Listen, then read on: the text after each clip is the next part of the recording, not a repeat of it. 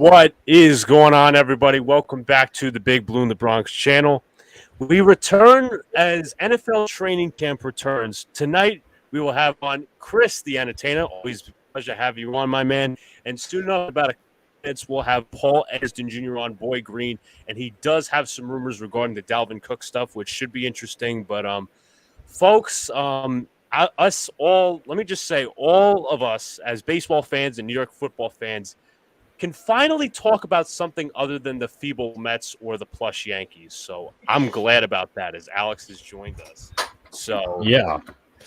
With that being said, I guess we'll just get into first thoughts right away. Chris, welcome back on. Are you going to camp on Wednesday? And also your first thoughts. Yeah, I'm excited to be back on. As Luca just said, it's nice to be able to think about when it comes to sports something other than baseball. Me as a Mets fan, you guys as Yankees fans, it's been a horror show this year for us in terms of our preseason expectations. So I'm just excited that football is getting back underway. As far as training camp goes, I will not be there Wednesday. I'm planning on going. I know there's two practices this year on the weekend.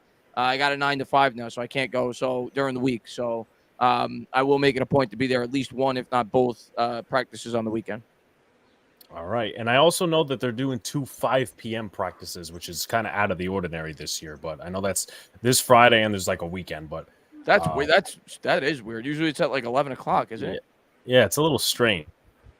With that being said, Angry John, I mean, you're still kind of fuming from last night with the Mets loss. It's okay. It's okay. I've had it with them. Footballs are coming shortly around the corner. We're almost a month away. You know, July's almost over. You know, training camp for the Jets has already started. Me and Luca have already been discussing that, giving our personal takes on it, and we're going to discuss a whole lot. Giants, Jets tonight have a whole lot, and I'm just excited to talk about football because I can't stand baseball anymore. It is just the fun of baseball has been thrown out the window for me. It really has. Yeah, I'm with you on that. I can't. If you watched last night's show with us, you can see how frustrated I got. You can see any of our past streams. Anyone in the chat knows, and we got a pretty decent sized chat so far. So thank you all for joining us from the 2-week break we took from the Monday show. So thanks for everyone that is back or that is new. But Alex, go ahead. Quickly before I get to Luca's first thoughts, because I know he did a little intro, but shouts to Jacob, Mike, Evan. We got Jigaman in the chat. What's up, Jigaman? Drake. We also got Armand. What's up? All you guys definitely put your questions in, hit the like button, subscribe to all the good stuff. Luca, your first thoughts. As I said a few minutes ago, it's finally good to be talking about football as a Yankees fan who's obviously pissed off, but rather that my team finally, and Jets Twitter has been on Woody Johnson. They've been on the Jets for this entire thing. We're finally getting throwback uniforms from the late 80s, early 90s. And, us Jets fans love that. The Giants are bringing back their throwback uniforms. It's like, when was it going to be the Jets? When was Woody Johnson going to do it? And basically, he answered our prayers. But it's just going to be fun to talk about this team. And we're going to have Paul in a few minutes, who actually a couple of weeks ago spoke to Dalvin Cook's agent, and he's going to have some rumors for us because I saw one of his tweets regarding Dalvin Cook. Obviously, the Jets are in on him, so are the Dolphins. Bills might even sign him as well, so we'll see how that goes. But it's just so fun to talk football, not even just Jets, but Giants as well, as we'll be covering that too. And next Thursday is the first game. Unofficial, but it's Jets-Browns next Thursday. So even though I'm not a Jet fan, I'm a Brown fan, I'm excited that it's next Thursday. It's football. Football again. It's football. And even training camp. But let's get started on a topic that's been, around for a few weeks. And I know it's kind of a dead horse, but of course we want to get the panel's thoughts on it, and we haven't been on an official, 2 weeks. So I'll start with Chris on this one. Saquon Barkley's situation, we know how it ended up. Mm-hmm. Where do you stand on it? Because there's a lot of people, as usual in Giants land, that will say, oh, the Giants should just gave Saquon the money. There's like other people that say, well, you don't pay a running back this much, or his demands were too high. Mm-hmm. What are your thoughts on it? Yeah, I think both sides are being extreme. I was kind of in the middle the whole time. I was hoping they would get what I felt a reasonable deal done for both sides, given the situation that Saquon was in. After they didn't After they franchise tag Saquon Barkley, obviously Barkley lost a lot of leverage. So, like, I completely understand Saquon's perspective. Yes, he would have made a lot more money had 32 teams been able to bid on his services, supply and demand. So I understand he felt slighted, but I don't blame the Giants for that. That's the league. That's the rules. You play from within the rules. As a general manager, it's your job to create as much leverage as you can. Obviously, the cheaper you could get these players to play for your team, the better opportunity you're going to have to build a complete roster. So I thought that Joe Shane made a savvy move. I feel bad for Saquon in the sense that he's carried this team. He went out there last year. He did everything that the fans have been crying for him to do, the last 3 or 4 years, right? His pass blocking went way up. He ran a lot harder than he had in years past. And he was, over the first 8 or 9 games, excluding Andrew Thomas, he was the most important player on the offense before you started to see Daniel Jones take more of a role in the offense. And I think start to show glimpses towards becoming a much better quarterback in 2023. Barkley definitely was the main focal point of the offense the first half of the season. So I understand where Barkley's coming from.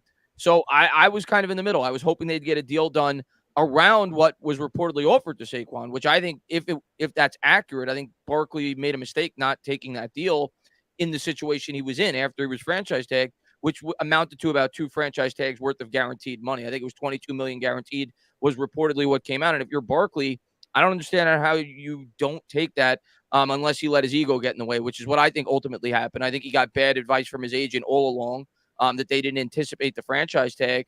But for him to turn down 2 franchise tags worth of money when you're 26, you're going to be 27 next year with an injury history, with a declining running back market, you're only going to be worth less next year. He had a fantastic year this past year, and he got franchise tag. What do you think is going to happen next year when he's 27, a year closer? So for him to turn down 2 franchise tags guaranteed, I think that's a mistake on his part. I don't think he's going to be worth much more than $12 million guaranteed next year when you factor in he's going to be a year older. So that's around what I thought. For people that are saying that the Giants should have opened up their pocketbook, no. But for people that are saying we should have forced them to play in the tag and not tried to negotiate at all, I also disagree with them. I think there was a happy medium. It just didn't work out. Yeah, and like the thing that's not going to help now, I don't think this just whole thing that just happened, I think it was either today or yesterday, I don't think this whole running back collusion type of thing is going to amount to anything. No. But, for me, I'm in the middle. I wanted the Giants to get a deal done with Saquon. I think everybody did. But I'm also at the point where, you don't pay a running back $16 million. I thought he got bad advice from his agent.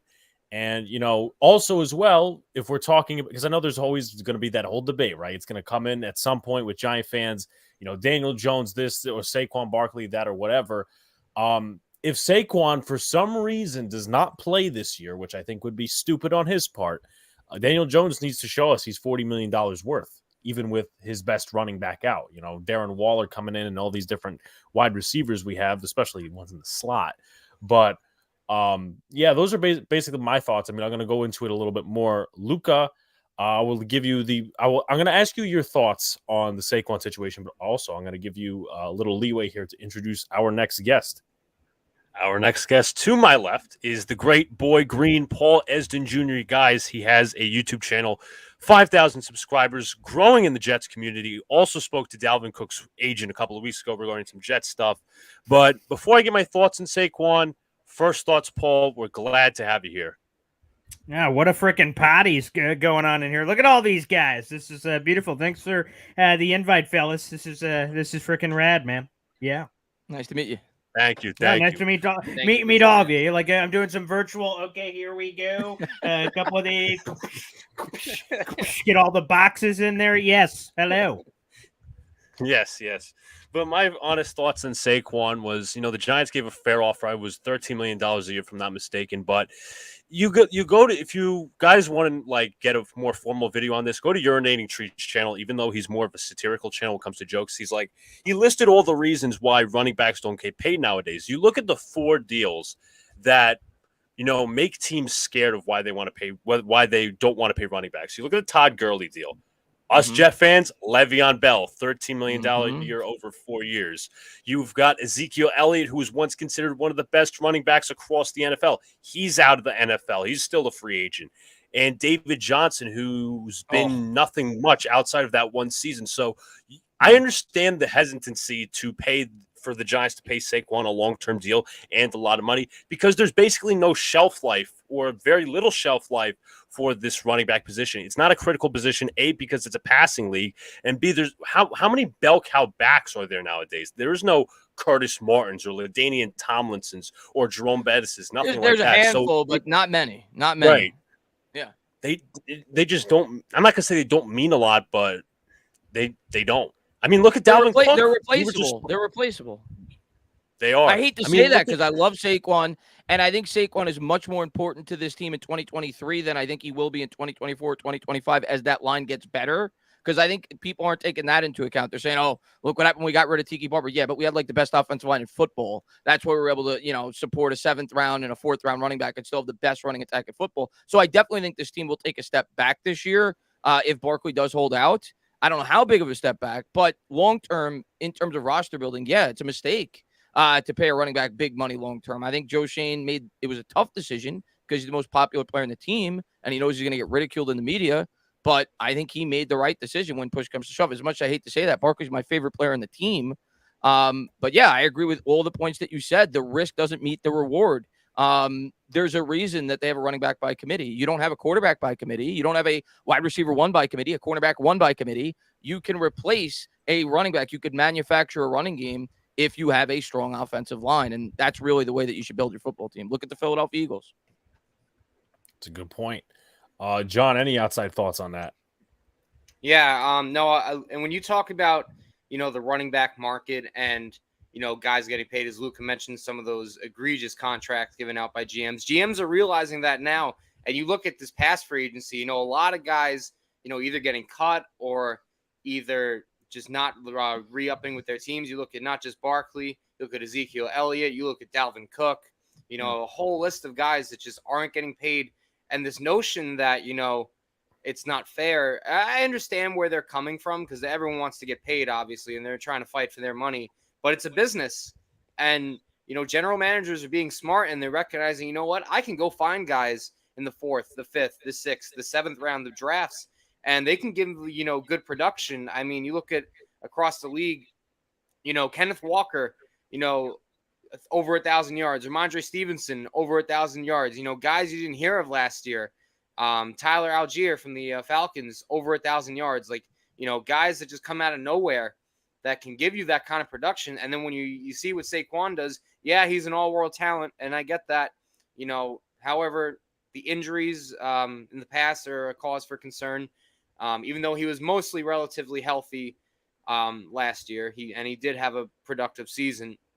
But you can't ignore the injury history and how much mileage this guy takes. You know what? Chris makes a great point.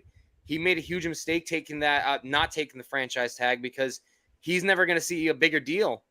There's not going to be that huge contract he's looking for. And I think Joe Shane's going to stick to his principles. Now, how long do I think Barkley's going to hold out? That remains to be seen. We're still in July, so it's not like, it's not the end of the world yet, but it is a little concerning. Training camp's about to start, and the Giants. I mean, he arguably your best offensive piece. You don't have him. It's a pause for concern. Right. So I'm going to get to some comments real quick before I get Paul's outside comments on the Matter Jigga. If you guys haven't already, please go subscribe to Morning Brew Sports. Mike Moran says, invest in the O-line, not the running back. Pacheco, Carter, Hall. Yeah, there was a couple of different running backs drafted this draft. Yeah. I mean, the dude that was drafted over Kamara, I guess maybe to be his replacement pending this whole suspension thing, Kendre Miller, even though he's injured right now. Late round running backs killing it. Tiki talked about it on his show. He retired, and the Giants as a whole rushed for only 8 less yards the following season, which was the Super Bowl season. Yeah. Saquon was offered a good deal, but his agent overestimated the market. Yeah, I agree. Shouts to Brad, and Jigga Man is shouting out Boy Green. Paul, if you have any outside thoughts, please take it away.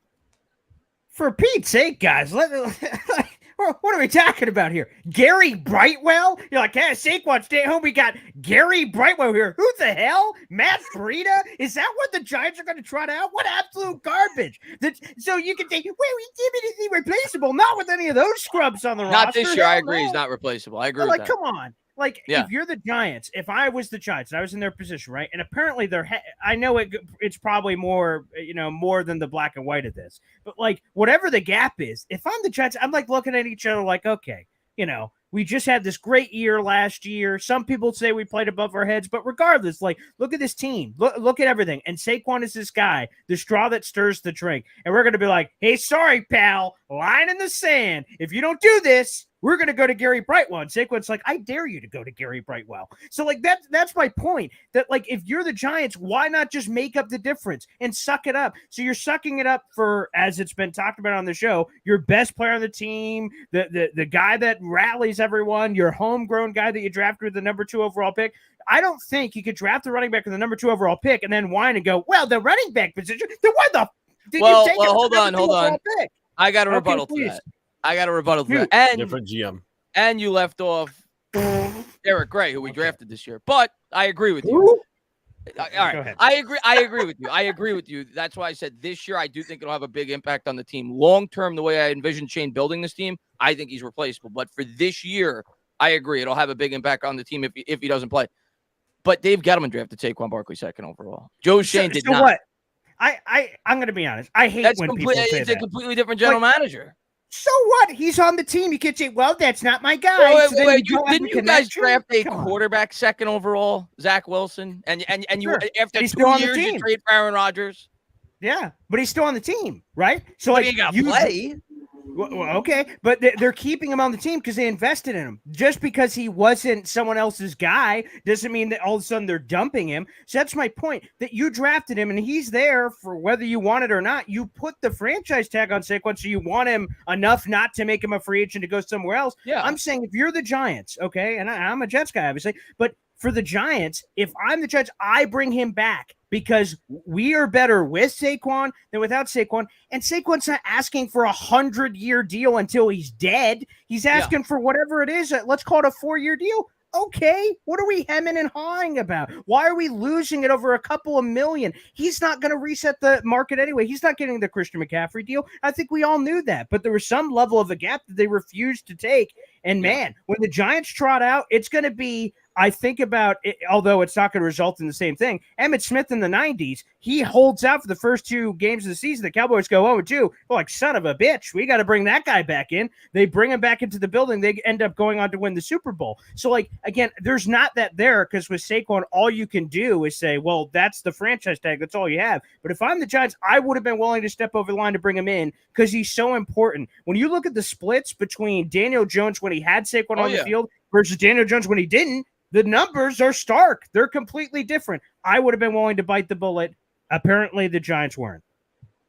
Yeah, I kind of agree with you. That's why I always said $22 to $24 million guaranteed is what I think should and will get this done.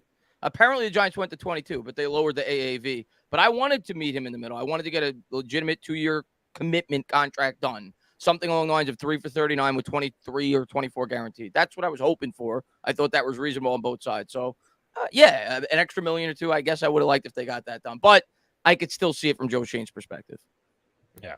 At the end of the day, it is still a business. I got some comments to assess in the chat. Evan says, I think the Giants had a plan when drafting Eric Gray and adding James Robinson. James Robinson sucks. I just have to say.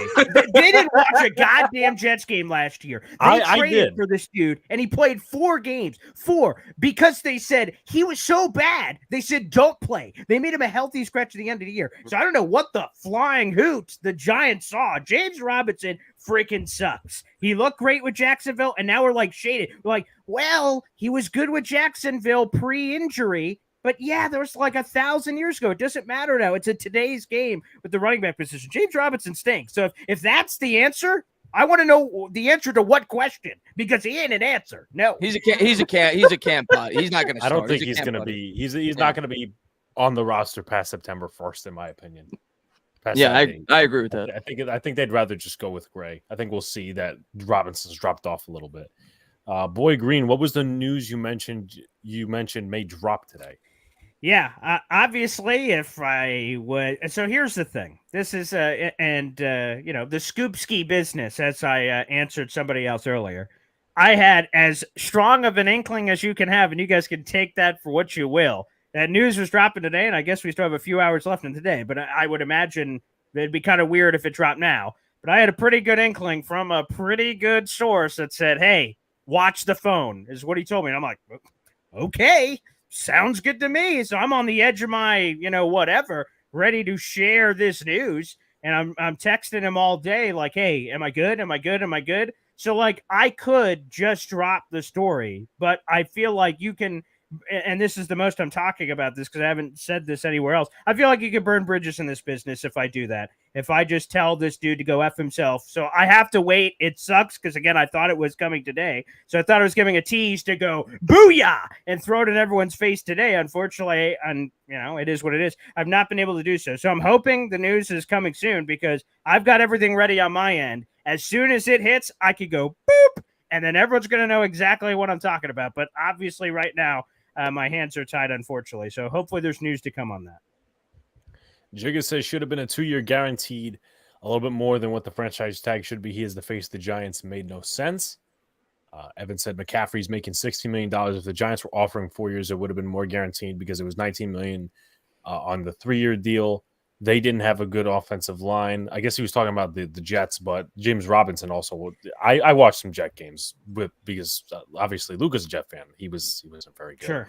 Playing it the right way, good call, BG. So here's all right. I'm gonna end it off with this, and then we could go into some Jets takeaways, and then we'll also go into roster battles, roster camp battles, position wise for both teams. Because some, obviously I know tight end 3 is a big battle for both teams and whatnot. But I'm gonna start with Chris and go around the table. When is Saquon coming back to the Giants? If he is, I'm not talking about beyond 2023. I think he plays week 1 because when you look at it, what is the and listen, I said the same thing. What's the benefit in turning down $22 million guaranteed?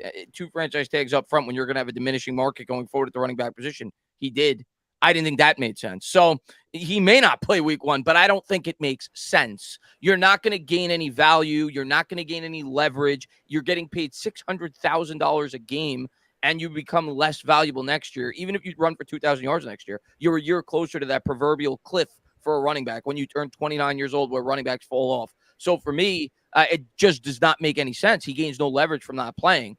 You want to say, well, what if the team struggles due in large part to him? I don't think that's going to make Joe Shane open up the checkbook. And I think at this point, Saquon Barkley should realize that. So, and I think he will.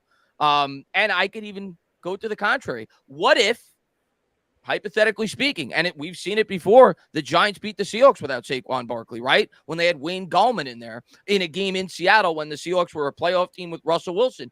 What if week 1, the New York Giants go out there, because it is possible, and beat the Dallas Cowboys without Saquon Barkley? What does that do to his image? What does that do to his leverage? What does that do to the running back market? So for me, if I'm Barkley, I think I have to suit up week 1. But I also don't show up for camp because 1, I protest, but 2, I avoid any injury risk whatsoever. I know after this year, I'm playing on a 1-year deal. I have to stay healthy throughout the year. I'm coming off a year where I've had more touches than I ever have in my entire career because I finally made the playoffs and played 2 extra games in the playoffs. I have to rest my body as much as I can, and I'm not getting any more guaranteed money past this year. So if I'm Barkley, I show up maybe a week before the start of the season, and he's probably going to be limited week 1. Maybe he gets 8 to 10 touches, probably comes out a little sluggish, but I'd be surprised if he isn't playing for the Giants week 1 against the Cowboys. John. I think a deal does, or I don't want to say a long-term contract, but I think Barkley will return before week 1. Most players don't go through with it, sitting out games. It's not like it's never happened, but it is rare. I know Bell did it. I believe I can't remember if Zeke did it or Zeke did it up until right before the start of the season. Did it right before the season, but it's like one of those rare things where it's like, okay, these two sides are way far apart. I think you'll see Barkley on the field before week 1. Okay, Luca. I think Saquon, obviously, he still wants his money. I think he holds out about until week one. I think he'll play in week one because I think he knows the risk, looking at guys like Zeke and Le'Veon Bell, what he did, Melvin Gordon, what he did. And their careers spiraled down afterwards. So I think Saquon is going to do what's best for him and ultimately the team. I think he's going to report shortly before the first game against the Cowboys. And Paul. You bastards are hoping he shows up on One Giants Drive. I'm going to be honest. I just heard Dalvin Cook on the Rich Eisen show, and they did that Zoom running back meeting over the weekend. I don't know, man. A lot of these bastards sound pretty principled. And what I mean by that is to the points that were made. Like, it doesn't make sense. Why? First off, why at the age of 26 would you grab a year and throw it in the trash can?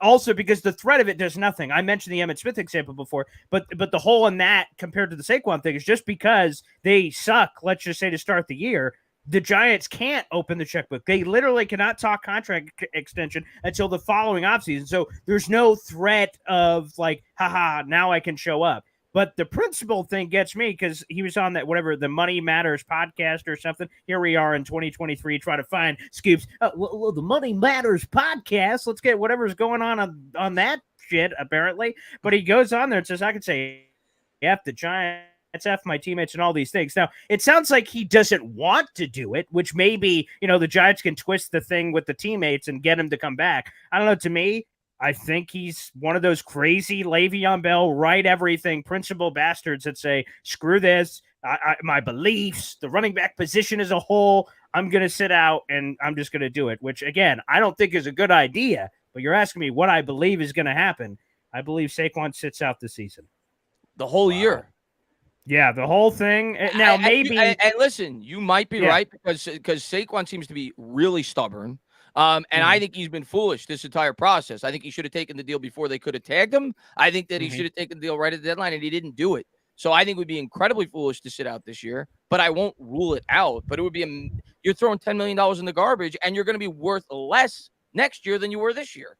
Yeah, that's a good point. It's a good point on two fronts. First off, obviously, now the good thing is because technically he hasn't signed the tender, he can't be fined. Now, that's one thing, but he can't be fined because he's not making any money. He's not under contract until he signs it. So you're right that he'd be, in theory, giving up that money, and then he would have to try to hope to make it back up next year in some weird way if they There's no way. Give him a long-term deal. Right.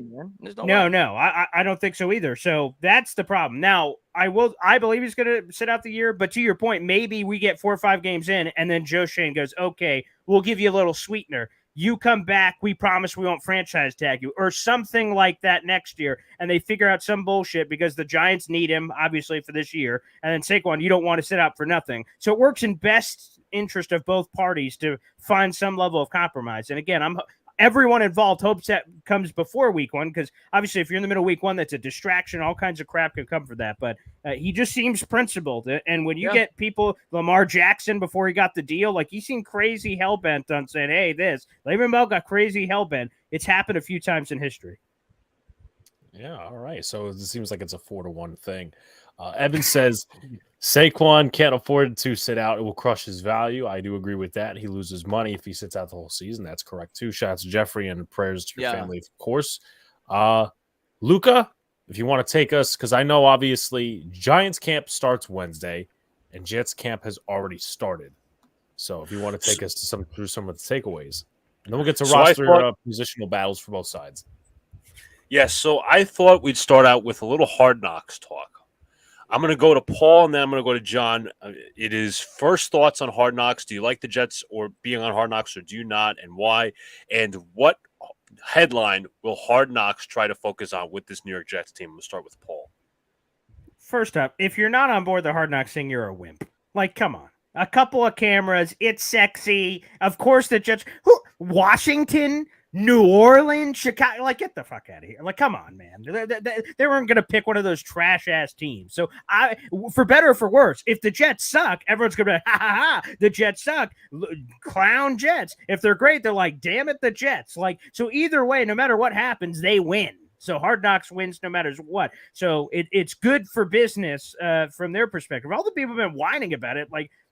go get a room, pal. I don't want to hear your bullshit complaining about this Hard Knocks business. So it's going to be fine. There's a couple extra cameras. There'll be some sexy quotes of everyone saying crazy crap, but it's going to be dandy. And plus, the Jets, for those who don't know, have final editing control. So it's not like they're revealing trade secrets or something. The Jets can say, no, don't show this or don't show that. PR staff is involved with some of those final edits. So it's not that big of a deal at all. And in terms of storyline, it'll probably be Rodgers doing his weird ayahuasca nonsense and all this bull. So, like, it's going to be something on Rodgers because people are fascinated by Rodgers. He's in a new place. Is he going to be a disaster? Is he going to be great? And like I said, no matter which way that storyline goes, everyone wins. Because if it's a disaster, everyone's going to clown on Rodgers because he's an easy guy to clown on. Or on the other side, if they win, wow, the Jets have been terrible forever, and finally they're good. Interesting. So either way, they win.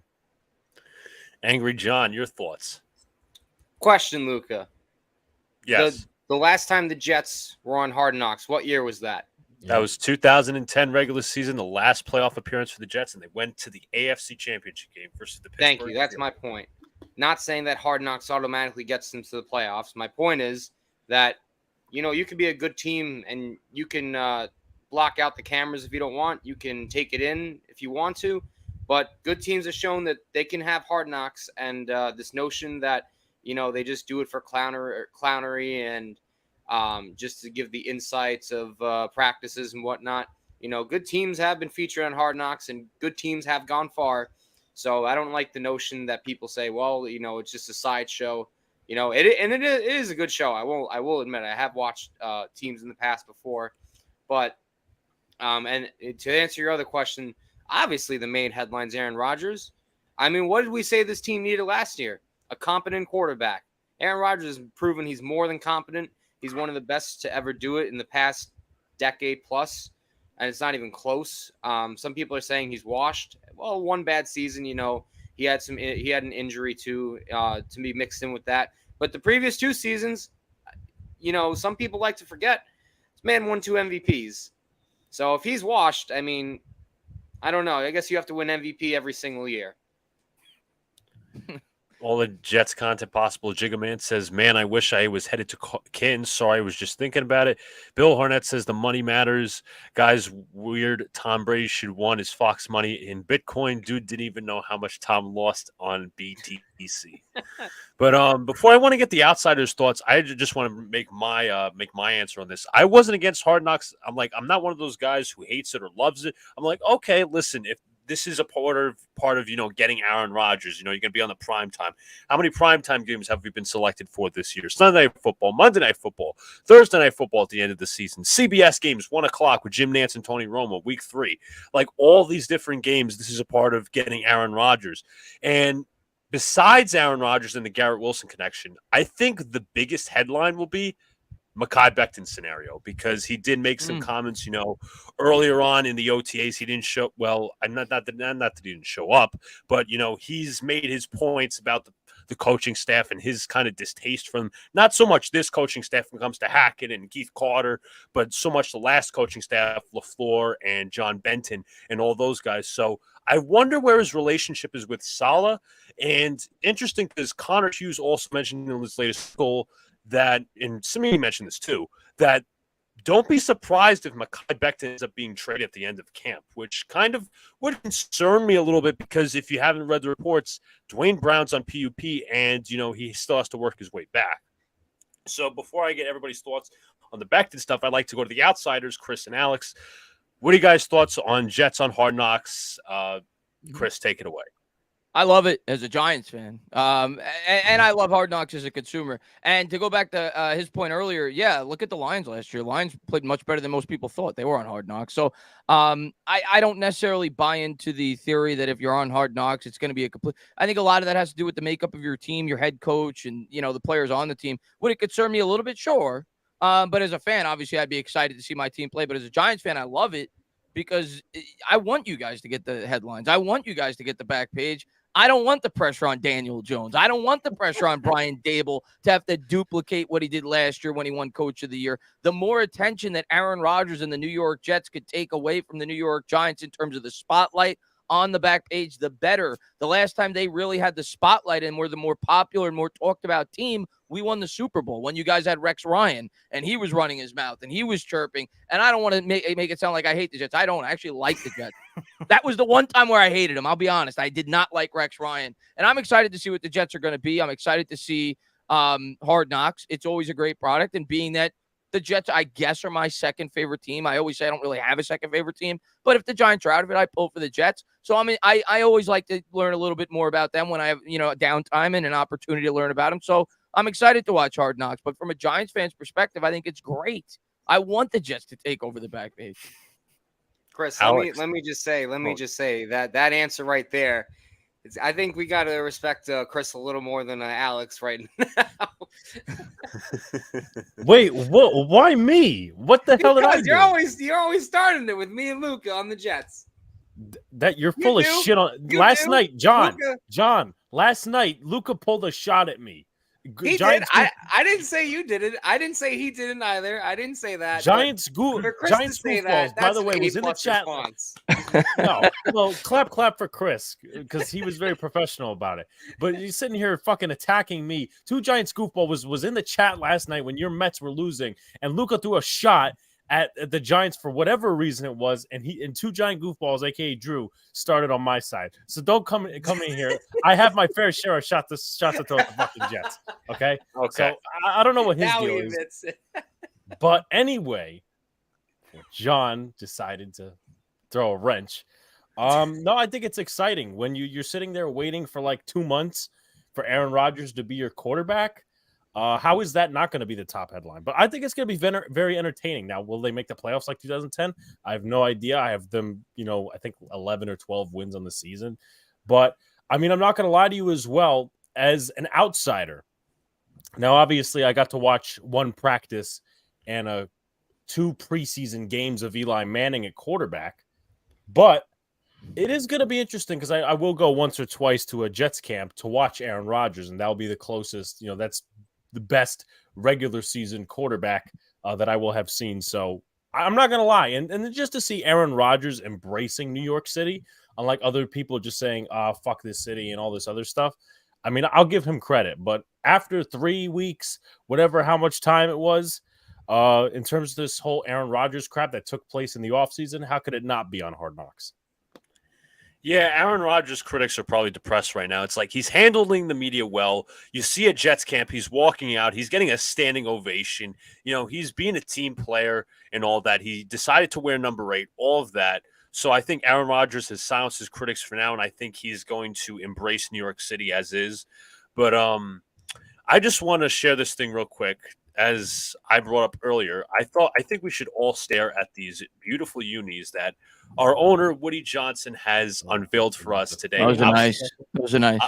Obviously, yesterday it was Woody Johnson who gave the first hint when he put on his new profile pic with a photoshopped new Jets logo. I should say the old one from the 80s, but I love these uniforms. As I said early in the show, the Jets getting a throwback uniform. You rarely see that. A lot of teams did it before the Jets, so it was a lot of fun. Paul, how do you like these unis?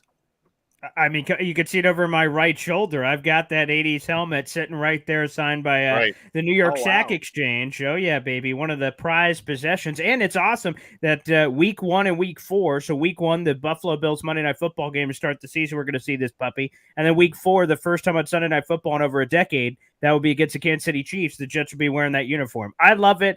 I think there's just I love it. Like a lot of people are kind of all over the place. Like I love the glossy look of the helmet. Obviously, that's a new twist on the old helmets, so that's more modern on that. But I like the uniforms. They're just classic. They're clean. I bought 2 of those suckers today, baby. Sauce Gardner, Quinnen Williams, throw that in the closet, baby. So booyah. Had to immediately dip into that, say, sorry, landlord, rent's not coming this month. I got some other purchases to make. Come on, that's crispy. It's one of the best uniforms of all time. I love the Oilers, too. That one just came out, I think it was last night, the night before. So I love the classic Giants, too. So there's a lot of jerseys I love. I'm a football like junkie historian. I got the So, classic Giants that's on right crispy. now. The Yeah, throwback. exactly. That's Steve I on love that. I love Yeah. that look, and I wish they'd wear it more often. To be honest with you, so I love that one. I love the Jets. I love the Oilers. So I love all these. Come on, that looks so gosh darn good, man. Angry John, your thoughts on the throwback uniforms? A plus. Like, there's not much more I could say. You know, they look cool. First off, I mean, obviously, and I'm not just saying that because I'm a Jets fan, but they do look pretty dope. I won't lie. But also, I mean, if only, you know, our jerseys were as good as our production over the last decade, that would make me feel pretty good. Yeah. But I guess this is a win. Listen, you gotta take as much wins as you can, Chris. Yeah, I agree. I like the jersey. I mean, it just feels like that's what's in now, retro, right? Whether it comes to movies, whether it comes to TV shows, or whether it comes to jerseys, retro, right? So that's it. Just everybody loves the old Giants uniforms when they brought it back. Everybody loves the old Jet uniforms. I'll be the first to say I was not a fan of the new Jet uniforms. I thought they were they almost looked like college uniforms to me. I was not a fan of the new Jet uniforms. You're talking about the black one he's got on right now. Yeah, there's the three different kinds: the stealth black, Gotham green, and spotlight white. The green, black, and white ones they just came out with in the rebrand. Yeah. Okay. Yeah, I was not these though. I like it. I like the retro look. It reminds me of the Jet teams I watched when I was really young, growing up as a kid. Yeah, I think it looks great. Yeah, so getting into the offensive practice takeaways, we already talked about Mekhi Becton obviously being a headline with the trade stuff, but he's eager to impress with Dwayne Brown on PUP after shoulder surgery. Max Mitchell's having a solid start to camp. So thoughts on the tackle position? I want to go to Paul and John. Is that an area for concern with Dwayne Brown out, obviously? Yeah, I mean, Billy Turner apparently has been a pair of saloon doors that he are like one of those, I don't know what they're called, but, you know, at an airport, they're like, right this way, over here. So no protections going on. He's just like, pass rusher. Oh, yeah, let me give you directions. Come on over. If you just come here, turn left right up my ass, you're going to get right to Rogers. So apparently he sucked, which is like kind of weird because, you know, over the last 3 years, he's been Nathaniel Hackett starting right tackle. So you'd think he'd have kind of an inside track potential at the job, especially with Dwayne out and how all the pieces are moving around. So he's totally sucked. So that's kind of a Max Mitchell's been okay. Again, when you draft a guy in the 4th round, I don't know what your expectations are for how quickly he's going to translate to the field, especially from Louisiana. So he's been solid, all things considered, for what he is. I don't think he's an all-pro, but he's just a solid dude. You have Mekhi Becton as well. So they're actually, and Carter Warren, that's another 4th rounder they have this year out of Pitt. They actually have a bevy of options that's kind of nice to have a little bit of depth at the tackle position. Then whenever Dwayne Brown comes back, he'll be an interesting guy because obviously he played with the torn rotator cuff all last year. So he played in 12 games and was playing basically with one arm, and he was somewhat serviceable. He didn't totally suck. So you would think by God giving him both of his arms back that he would have to be better than that. So somewhat promising, I would say, at the offensive tackle position. Mekhi Becton's apparently looked pretty good, both physically speaking and also in some of his reps. So that's encouraging. Yeah, as he's handled his battles well. John, your thoughts on the tackle position? Well, I mean, Luca, you know I've been very vocal and advocate about it for God knows how long, but this is the one downfall, the biggest potential downfall for this offense. You know, with Mekhi Becton, it's not a matter of, you know, can he have a good camp anymore? I don't really care anymore because this man has been injured the past 2 years. He's not taken care of his body. He's mouthed off on Twitter and to the coaching staff. And you know what? I wouldn't, you know, when you mentioned the trade rumors, I think it was, I don't remember if it was a SNY or ESPN that reported it first, but one of them did. And, you know, I wouldn't be shocked about that trade because you look at guys that have, you know, mouthed off on this team and where they've ended up. You look, Elijah Moore last year, he's now with the Browns. Denzel Mims got traded about a week or two ago, so he's now gone. He mouthed off about multiple times. And, you know, Becton, you know, here's the one thing. You just need to stay healthy, man. Like, everyone knows you're talented. Everyone knows you have the size and really good, especially in the run game. But you need to just be on the field because, you know, with Dwayne Brown, I mean, it's not a good sign that he's already, you know, on the PUP list. But, you know, Max Mitchell, I mean, you mentioned he's solid for a 4th round guy, but also he had blood clots last year. So, you know, that's scary to come back from. Any athlete can tell you that. It's not a joke of it's not like a little small thing like that's almost life threatening. And you mentioned Billy Turner. I mean, he was getting thrown around in practice, which not a good sign. You might want to nickname him Billy Turnstile if that's what you Billy guys Turnstile. That's not a bad one. one. That's not a bad one. But that's a little concerning because you want to see some stability at the tackle position because the Jets haven't had it in a while. I'd say since DeBrickashaw Ferguson, which is God knows how many years now, and it's really is if they mess this part up, the whole season could come crashing down because they can't protect the quarterback. And I'll also say this: the one thing it is a little harder to take in the stock at training camp right now, just because the offensive lineman and defensive lineman, they don't have any pads on, so you have to take into that fact. Even though the defensive line, which we'll get into in a little bit, has dominated the offensive line so far. Pads come on tomorrow. That's right. Yep. So yep. We'll learn more. I mean, this week and weeks to come. Yeah, definitely. We'll definitely see what the offensive line looks like, but the tackles are. I should say they got good talent, they got good depth there, but hopefully Dwayne Brown. Can I add my thoughts in if I may? Yes, please as do. an outsider, because I know. Well, I must say, I'm gonna since John was throwing shots at me earlier, I'm gonna throw a shot at the Jets. But I'm gonna be serious. Eric now. Flowers. All right, let's. What do we got, Eric Flowers? Hey, let's listen. go, pal. Who's got the best tackle out of the 2020 class? Oh boy, you do. Oh, You but do. We do. You do. Exactly. I'm not denying that. But on a serious note, Tristan Wirfs. Yeah, he's pretty good. An all-pro. He doesn't play left tackle, which is tougher. You said offensive tackle, but okay, and he is playing left tackle this year. So check your notes, pal. He is. I didn't know that. Oh yeah, well maybe do a Google search before the show, pal. He also doesn't have Tom Brady as the quarterback, so I'm very excited to see what he looks like without Brady at quarterback. Yeah, I'm just getting into it with everybody. But on a serious note with the Jets, though, I thought they originally screwed up by not reaching up high enough to go get a tackle because they let Broderick Jones come down. I think, what was it? The Patriots traded with the Steelers and they got him. There was a couple of Darnell Wright went to the Bears. So I thought that was a mistake on their part. Obviously, they went and selected Will McDonald, but I think it's an interesting decision for the Jets to make, especially at left tackle, because you got Dwayne Brown, who you don't know how long he's going to be on PUP for. I don't know what his injury is. So you got him, who's like a veteran, but like he's average.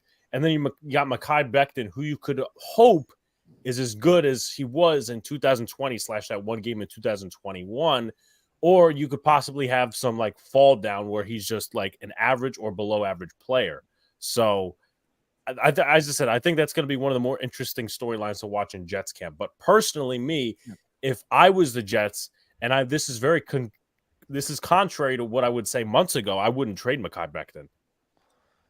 Yeah, I obviously don't know near enough about the Jets to talk about it in depth in terms of their tackle play. But what I will say is I think Aaron Rodgers can make up for a lot of deficiencies on an offensive line. You saw it while he was with the Green Bay Packers.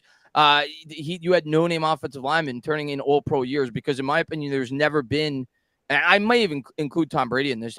He may be the best pre-snap quarterback in the history of the NFL. Like, Aaron Rodgers is ridiculous. He's going to make your offensive line look better than they really are. That's still a concern because Rodgers is 40 years old. You got to keep him healthy. You got to keep him on your feet. And offensive line is where games are won and lost. But I do think just his intelligence and his IQ, Aaron Rodgers will make your offensive line look better than they actually are. I'd also put Peyton Manning in that pre-snap conversation too. But Rodgers is terrific in that category. I completely agree. But when it comes to a player that mouths off and doesn't show up to camp on shape, and I'm not and gets injured quite often. I'd have no faith in Mekhi Becton if I was. Yeah, it's a put up or shut up kind of. Yeah. You better prove you can play, otherwise you're out of a job.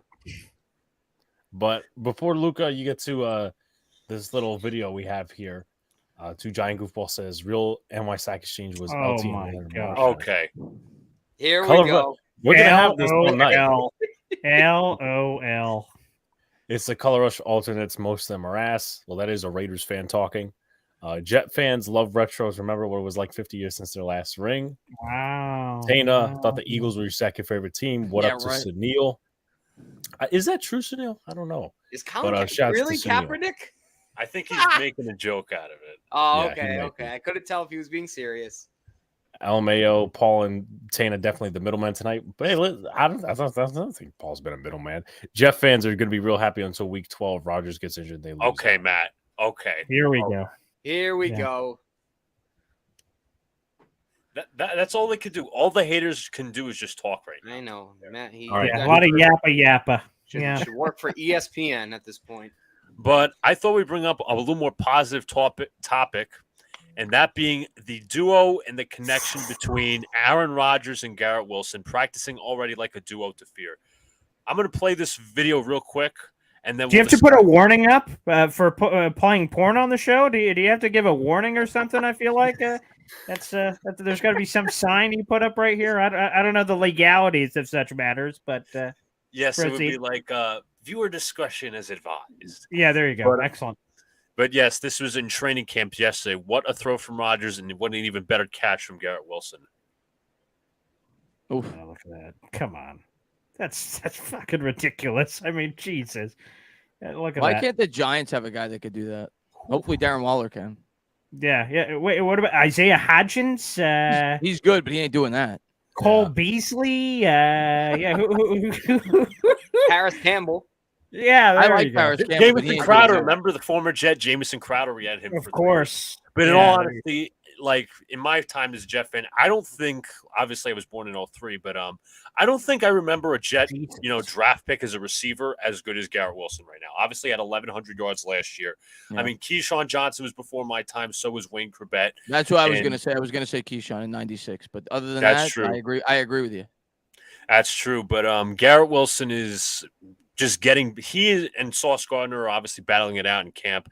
Iron sharpens iron, which is the old cliche, but it makes so much sense. Garrett Wilson and Aaron Rodgers, and I want this honestly to give me like vibes of Devontae Adams and Aaron Rodgers back in Green Bay. So I'm going to go around the panel. I'm going to ask, where can they possibly rank among the AFC and NFL as a duo, wide receiver quarterback duo? I'm going to go with Paul to John to Chris and then Alex. Yeah, I'll say off the top that this wasn't a drafted guy, so the Keyshawn 96 is a great pull, or you could go to Santana Moss early 2000s, but if you're just going with guy that was there, obviously Brandon Marshall in 2015, he holds all the franchise records in catches, yards, and touchdowns. He had like 109 catches for 1,502 yards and 14 touchdowns off the top of my head, if I remember correctly. And then we paid him a ton of money. He did absolutely nothing. Thank you, Brandon, for your service. That was even better than the Jets year. Let's be honest. That was spectacular. But in terms of comparing them, I mean, there's a lot of really good, QB wide. Joe Burrow and Jamar Chase is freaking nasty. And then we'll see what the Herbert insert receiver, whether it's Keenan Allen, whether the torch is being passed to broken glass, Mike Williams asked. They're also getting Quentin Johnston this year. So there's just a lot of dynamic quarterback wide receiver thing. But I mean, they have the opportunity to get up there because Garrett's going to get the snaps. He's going to get the ops. Like we saw what he did last year without the ops, and he got off its rookie year. So if Aaron Rodgers plays, then the ceiling just rises. So he could get to those Marshall numbers we were just talking about a minute ago. So he could be up there if we're like off the top of the dome. I don't know, maybe top 5 or something, but there's obviously a lot of really good ones. Yeah, as Paul just mentioned, he played with 4 quarterbacks last year. Yeah. Chris Streveler, Joe Flacco, Mike White, and Zach Wilson. And this guy still got 1,100 yards, which is amazing. Yeah. John. Well, you mentioned the Fantastic Four from last year. Luca, we saw some of them last year, and we were discussing with them. Did Jets fans have T-shirts for that? The Fantastic Four, and with those we should, that could be a shirt idea actually. We get Streveler. Yeah, we had a Mike effing White T-shirt, but apparently the Fantastic Four, that one just didn't make the rotation. Yeah, surprising. But anywho, you mentioned it, Luca. He had a mess of revolving door at quarterback. He was, top 15 in, I think it was top 15 or 16 in receiving yards his rookie year. Obviously, great concentration, great route runner. And I love the fact that you mentioned, he's going up against Sauce Gardner. And I remember watching, I think it was a day or two ago. It's the Let's Talk Jets radio. Tyson Roush put out the video that, it's only going to make them those two better because they're facing the best of the best. You can argue that Sauce Gardner is a top 2-3 corner in this league already. Yeah, just because his coverage ability. You can argue Garrett Wilson's ascending into that top receiver category. I know he's only had one season, but it was a pretty damn good season. And the sky's the limit with this guy. I mean, you heard what Devontae Adams said. I think it was earlier today. On his thoughts and how great he thinks he can be. And Aaron Rodgers has had some pretty good receivers in the past, like Adams. Like even a Greg Jennings. There's other guys that you can, whether it's early or later in his career, but it's not like uncommon that guys are going to produce with this man. So I wouldn't be shocked, honestly, if Garrett Wilson broke all his stuff from last year. Yeah. The most amazing Garrett Wilson was a first-round pick for you guys, right? Last year? 10th overall. Yeah. So Aaron Rodgers is going to throw his first touchdown to a first-round wide receiver this year, which to me to this day is still the most amazing stat in the history of the NFL. The fact that Aaron Rodgers has never thrown a touchdown to a first-round wide receiver. But when I look at I'm going to give you my ranking. If I'm going to look around the NFL, there's two teams in the NFC that I could see at least possibly being better. Well, I'll say three. The Eagles with Hurts, even though I hate giving Hurts credit. The Eagles with Hurts and Brown, they're in contention. You've got. I'm not going to throw Seattle in there, even though the receivers are tremendous. Geno Smith's just not on the caliber of an Aaron Rodgers. I will throw Cousins and Jetta in there, mainly because of Jefferson. But I will throw Cousins and Jetta in the conversation. So that's two out of the NFC. Dak and Lamb, are they up there? I'm not going to put them above the Jets too. I think Dak's kind of starting to descend a little bit. If Stafford has a resurgence, I could see a Stafford Cup, but I don't expect that from Stafford this year. So I'm gonna go two out of the NFC. I'm gonna go Jetta and Cousins, and I'm gonna go Hurts and Brown or Smith, whoever you want to pick. Sure. AFC, I'm going to go, obviously, Burrow, who was mentioned. Either one of them. They're both tremendous. Really? Chase or Higgins. I'm going to go Josh Allen. I know you guys hate him, but I'm going to go Josh Allen and Stephon Diggs. Of course. That's 4. I mean, Tua I'm not in love with, but obviously Tyreek Hill's probably the best receiver in football, so it's debatable. I think I would take the Jets pair just because I'm not a huge Tua fan, but that's debatable for me. So far I've only got 4.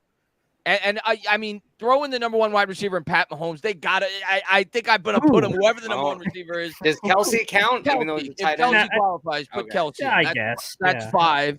And I think that's it. I think I'd have them 5th or 6th. I think pretty it's good. Really good duo. Yeah.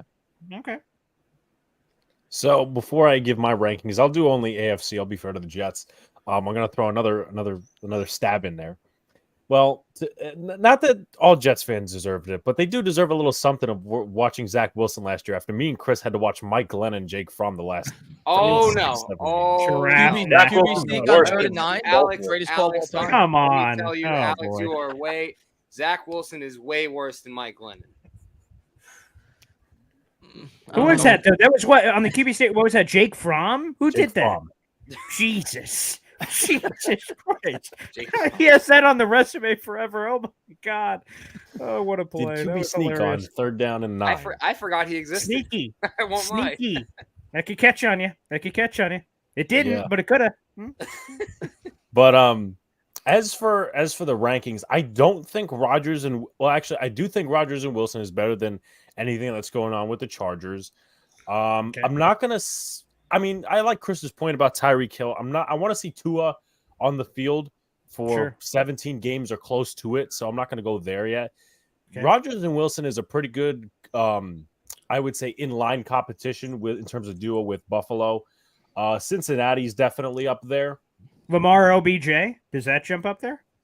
I got to see OBJ bounce back first before. He said it could be his last year, OBJ. Yeah, I saw the retirement article. That's crazy. Yeah. So, I'm just trying to throw some shit at the wall with some of the other teams in the AFC, but Or he could be playing games, OBJ. He's done that 100 zillion times. Yeah. But I would say, I'd put the Bengals in front. I'd put Buffalo in front. I'd put Kansas City in front. I'd say a 4 or 5 for the Jets. I mean, I don't think Justin Herbert's a good quarterback, but I'm sorry, that just doesn't stick out to me as much as their best receiver might be Eckler. and he's Yeah, not even could going to play be. right now. Yeah, right. Yeah. That's right. Yeah, definitely. But I know our buddy Sunil's throwing some jokes in the chat. The Cowboys fan in the chat, nonetheless. He says the NFL will be on Vikings watch this. I'm going to throw one more in the AFC. I just thought of it that we didn't say. Yeah. Deshaun Watson and Amari Cooper could be. I was just going to bring that up. I didn't know if that Could be. registered with Watson shitty year, but still, I think it's well deserved. Cooper's so underrated. Could be. He Could is. He be. is Could very be in that category. Yeah, that's a fair one to throw in there. Definitely. Just want to get some comments real quick. Sunil says the Cowboys fan in him says the NFL will be on Vikings watch for Rodgers next year. And I said to Sunil yesterday, all Rodgers has done throughout his career is beat the Cowboys instantly. Even last year, he beat the Cowboys at Green Bay last year, and he didn't have see, like we New York do, teams baby. faced the Cowboys back-to-back, week 1 and 2. That's So, true. And then he also says, Fireman Ed. Sunil, he's actually a very nice guy, Mr. Fireman Ed. Just end the season, Jets. Okay. Obviously, the haters can hate all they want. Yeah, nice. Yeah. Way to dig into the bag on that one. Ooh, oh, that's tough. Ouch. Oh, please stop. Jigga Man says the fact that you guys are even saying Jets in top 5, it's a new world, and I love Sure, it. yeah. We all Well, love it too. I'm not saying the Jets are a top 5 team. I'm saying they have a top 5 top 5 Yeah. receiver. anything in Between top 5 5 and that's 7, not negative. Quarterback, wide Right, receiver. whatever you want to say. Right. Yeah. Top 5 anything. I think they have a top Matt 10 said- team. I'll say that. I think they have a top 10 team. I agree. Okay. I can Yeah. agree on I that. agree. Okay, since you said Matt- something nice, I believe the Giants are a top 32 team. You say something nice about us, we'll say something nice about you. They're in, I don't know where, but somewhere in there. They're on that list. I can say that pretty confidently. Yeah. You will Matt not says lose on all- that take. I guarantee you will not lose on that take. You might have lost Take on that that to the take in bank. 2022 or 2021, rather. We're putting out the odds Yeah. minus 130 on that. Yeah, there we go. Excellent. That's good odds. Matt says all the fun these Jets fans are going to have just for them to lose to the Bengals in the AFC Championship game. You know what? I got to bring up a topic as well. These guys like Louis Riddick and all these ESPN farts, as I call them, because they're just old and whatever. They're saying Super Bowl or shut up. Is it that type of year for the Jets or no? Since Rodgers is not going to play just 1 year. I think it is. I'm gonna ask the Giants fans first. Honestly, I think it is. Yeah. I I wouldn't say. All right. Well, Rodgers is your quarterback. It's Super Bowl or shut up. Whether it's a 2-year sample size, a 3. To me, the Jets did what the Denver Broncos did when they got Peyton Manning. That's what they're doing. They're saying we have a complete roster. Let's go out and get the 40-year-old quarterback who could put us over the top. And if it works out, you're going to look like a genius. Same thing with the Rams when they got Stafford. They look really smart. If it plummets like it looks like it's going to happen with Russell Wilson with the Broncos, you're going to look like idiots. And I think your GM's done a tremendous job outside of the quarterback spot, which was awful with the Zach Wilson pick at 2nd overall. So I think they said, all right, he's done a really good job at building this team. Let's now get that quarterback that could put this team over the top. But when you trade for Aaron Rodgers, who's 40, he's not 33, he's not 34. Yes, the expectations have to be year 1, Super Bowl or bust. Now, obviously, you could end the year as a Jet fan and be like, that was a really fun year. We haven't made the playoffs in 12 years. We got to the divisional round. I got a lot of hope going into next year. That's true.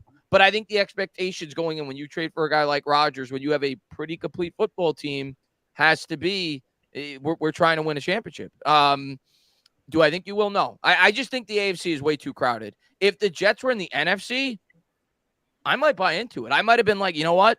That's worth going for it there. But with how crowded the AFC is, I do think you'll have your most success you've had in a long time. But I don't think the Jets will sniff a Super Bowl. Not this year.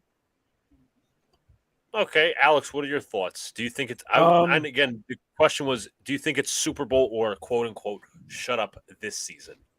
I promise no digs this time. But on a serious note, as always, I think it is Super Bowl or bust, but I feel like I don't know how Jet fans would feel if it's AFC Championship. And then if you, like, for instance, run into the Chiefs in the first round.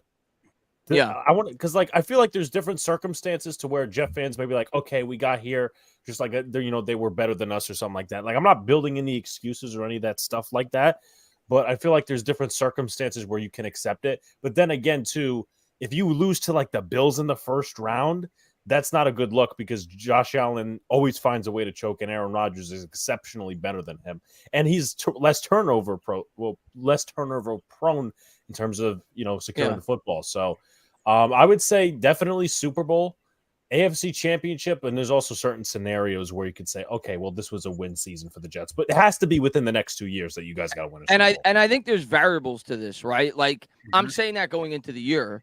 But if the Jets do what Peyton Manning did with the Broncos his first year, where he went out there and he threw like 50, not that Rodgers going to throw 54 touchdowns, but if the offense is like a top 3 or 4 offense in football, they have a really good year and they get bounced by the Chiefs, like bad luck, bad matchup in the first round, yeah, you're going to feel excited going into next year. So I think there's variables to this. But if Rodgers has a pretty good year, and you get bounced and you don't win the Super Bowl, yeah, I think this year's a disappointment. I really do, based off the structure of the team.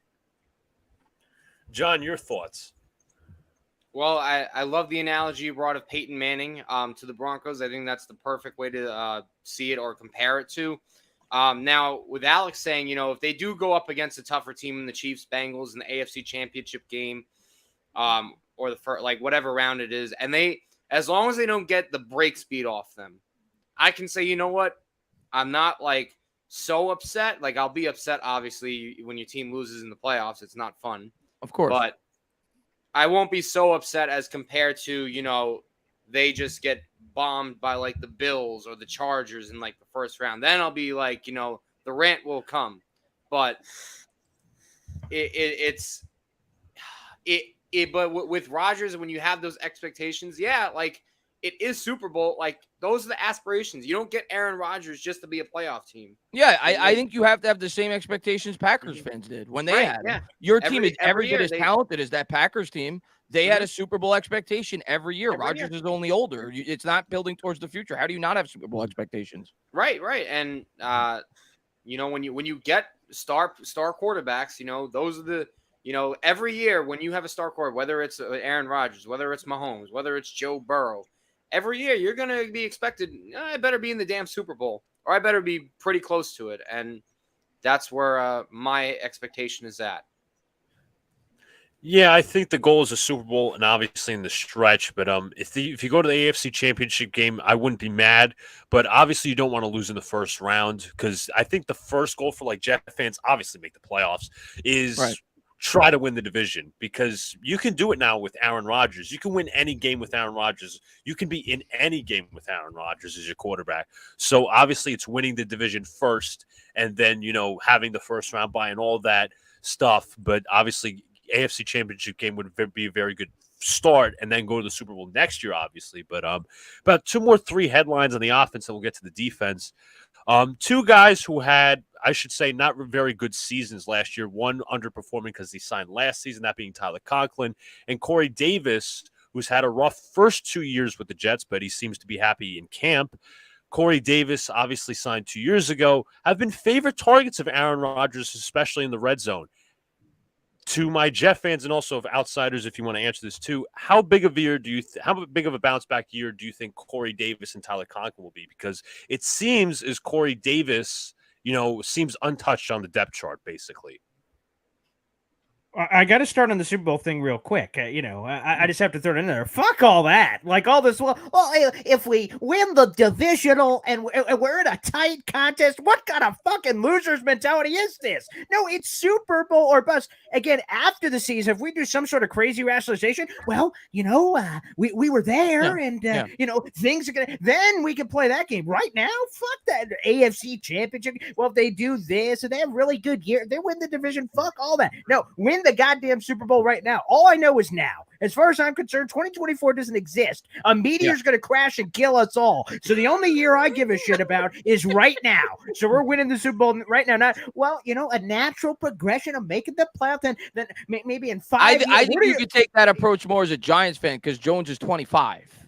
Sure, right. As a Jets fan, you got a 40-year-old quarterback, and you have a team that I think most Jet fans probably feel is overall a top 10 roster in football. If you feel you have a top 10 roster in football and you added a top 5 quarterback, how do you not have Super Bowl expectations?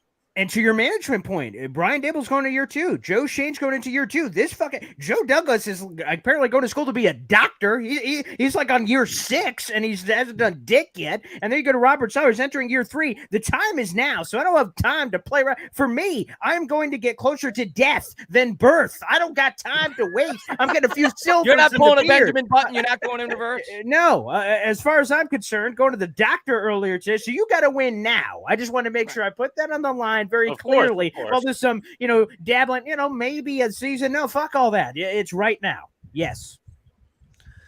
2 comments real quick. Well, actually 3, I should say. Jigga Man says Super Bowl all the way. And then Matt says Rodgers made James Jones a serviceable receiver for years, so I'm sure he's going to do the same to Corey Davis and the other depth chart guys. Like, I'm assuming Mecole Hardman would be in the conversation. Sunil James says Jones led the league in touchdowns like a couple years ago, so he had like a 14 touchdown year, so he can make guys. Yeah, he made Jordy Nelson look like he was Jerry Rice. Donald Driver, like he had, and I'm not saying those guys were scrubs, but like he had dudes, man. Yeah, definitely. Sunil says the Jets, the joke of a franchise, socially distanced from the Vince Lombardi since 1969, something more feeble than the angry John Mets. Come on, let's John be honest. D'Amico. Oh my God. Let's be honest here, guys. That is my last name, but no, we had a picture of D'Amico, the Mets. Yeah, I know that. Jeff D'Amico. Okay. No, I know, but. No relation, by the way. But Sunil, are you really making more jokes, man? Come on, didn't Tony Ono fumble against the Seahawks? Didn't he choke a bunch of games? Didn't Dak lose again because he doesn't know time management? Like, what are we praising the Cowboys for? Enough. And sometimes, by the way, so we said, some people could say, well, the Jets haven't won a Super Bowl since 1969. That's fine. I say this. Every time the Jets go to the Super Bowl, they win. They've never lost a Super Bowl in history. You're 1 for 1. You're batting 1,000. If we're going to Hall puff of out our Fame chest, career. Hey, if we're going to puff out our chest, the Giants have been to 5 NFC title games. They've won all 5. Every time we go, they've won 4, and they were an underdog in every one of them. Bat 1,000 in the Super Bowl, baby. Every time we go, we win. Those are just facts. Those are facts. Yeah. But Paul, back to the original conversation. Do you Do you think a bounce back year is in sight for both Tyler Conklin and Corey Davis with Aaron Rodgers as the quarterback? This is weird. So, like, you asked that, and that's a legit question on Conklin. Let's just start with him. He had the best tight end year for the Jets in over 10 years over Dustin Keller. But none of us think of it that way because, like, first off, the Jets were 7-10, and he seemed to, I don't know if there's like a stat for garbage stat, right, that someone's counting it up, but like a lot of it was like Jets were down and they're just feeding him the ball. But like numbers-wise, he was really good. Now, that's kind of like more so a discredit to the crap that the Jets have had at tight end for the last 10 years. But nonetheless, those are stats, there are things. So yeah, of course, he seems to have this innate chemistry. Tyler Conklin missed all of OTAs because he was dealing with some nagging injuries. And then, we just saw, we've only had 4 practices so far, day off today, padded practice tomorrow. Aaron Rodgers seemingly gave Tyler Conklin one of his infamous hand signals, which, again, Conklin and Rodgers have only worked together for like 4 practices. So if they already have that down to the red zone, which led to that Moss touchdown that he had in the end zone, I'm like, whoa, okay. And this offense is very friendly. The Nathaniel Hackett, Aaron Rodgers offense is super friendly to tight ends. Someone stepping up to the plate. I think that's big for Conklin. Who was the other guy? Corey Davis, you said? Yep. Yeah, it sounds like he's going to be on the roster by all things. That it seemed like the OBJ was a flirtation. It didn't happen. They're like, okay, it's almost like, you have a wife at home, but like you see you see someone out there, you're like, could be a pro. Let me chase. Oh, nothing. Oh, cool. I'm staying with my wife. I was never leaving. Corey Davis, you're always number 1, baby. So there's a little bit of that weird flirtation this offseason, apparently. But yeah, now he's in a more comfortable role. He's not fake wide receiver 1. He's wide receiver 3. Alan Lazard's $44 million. Garrett Wilson was the 10th overall pick. Like, he's wide receiver 3. He's going to be facing the 3rd best corner on NFL teams. I think it's inevitable that, quite frankly, if he stays on the field, he's going to inevitably be better than he was. Yes. Yeah. My answer to that question is whoever Aaron wants to have the bounce back season is going to have the bounce back season. Robert Tonyan was flipping pizzas as far as I'm concerned, and he had 11 touchdowns in 2020 with Aaron Rodgers. Like, he's an absolute nobody. Like, that would be like making, I don't know, Rhett Ellison with the Giants a couple of years ago, a Pro Bowl tight end where he had 11 touchdowns. Like, whoever Aaron Rodgers wants to have a good year is going to have a good year. So, yeah, I think Corey Davis probably will be featured in the passing game. He'll probably have a bounce back season with the Jets. I say it all the time. I think pound for pound, just in terms of talent, outside of Pat Mahomes, Aaron Rodgers is the most talented quarterback I've ever seen. Brady's better historically, obviously, because of the hardware and the fact that he doesn't come up short in the playoffs. But Aaron Rodgers is as good as they come. He's going to make every player in your offense better, whether it's the offensive line, the wide receivers, the running backs. Everybody's going to be better this year as a New York Jet. John. Well, in terms of who I think is more poised for a bigger season, it's probably Tyler Conklin.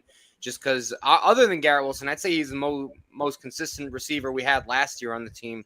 And I understand that was because of poor quarterback play. I'm not saying it had nothing to do with it, but Conklin, like Paul mentioned, had one of the better tight end seasons we've had in a while, because that's been a non-existent position for the Jets in the past decade plus. But I remember reading that Conklin in the offseason studied guys like Tanyan and Jermichael Finley, with the when they were in Green Bay, and other tight ends, because he wants to see how the offense flew through them and whatnot. And I honestly believe out of this tight end group, Conklin's the better receiver, Uzama's the better blocker. Now you're gonna fight it out between tight end 3 with Ruckert and Zach Kuntz, or Kuntz, or however you want to pronounce it. But I think Conklin's going to get the bulk of the receiving opportunities for this Jets tight end group. So I think he's going to have a really good season. And I know that Corey Davis is now considered the wide receiver 3.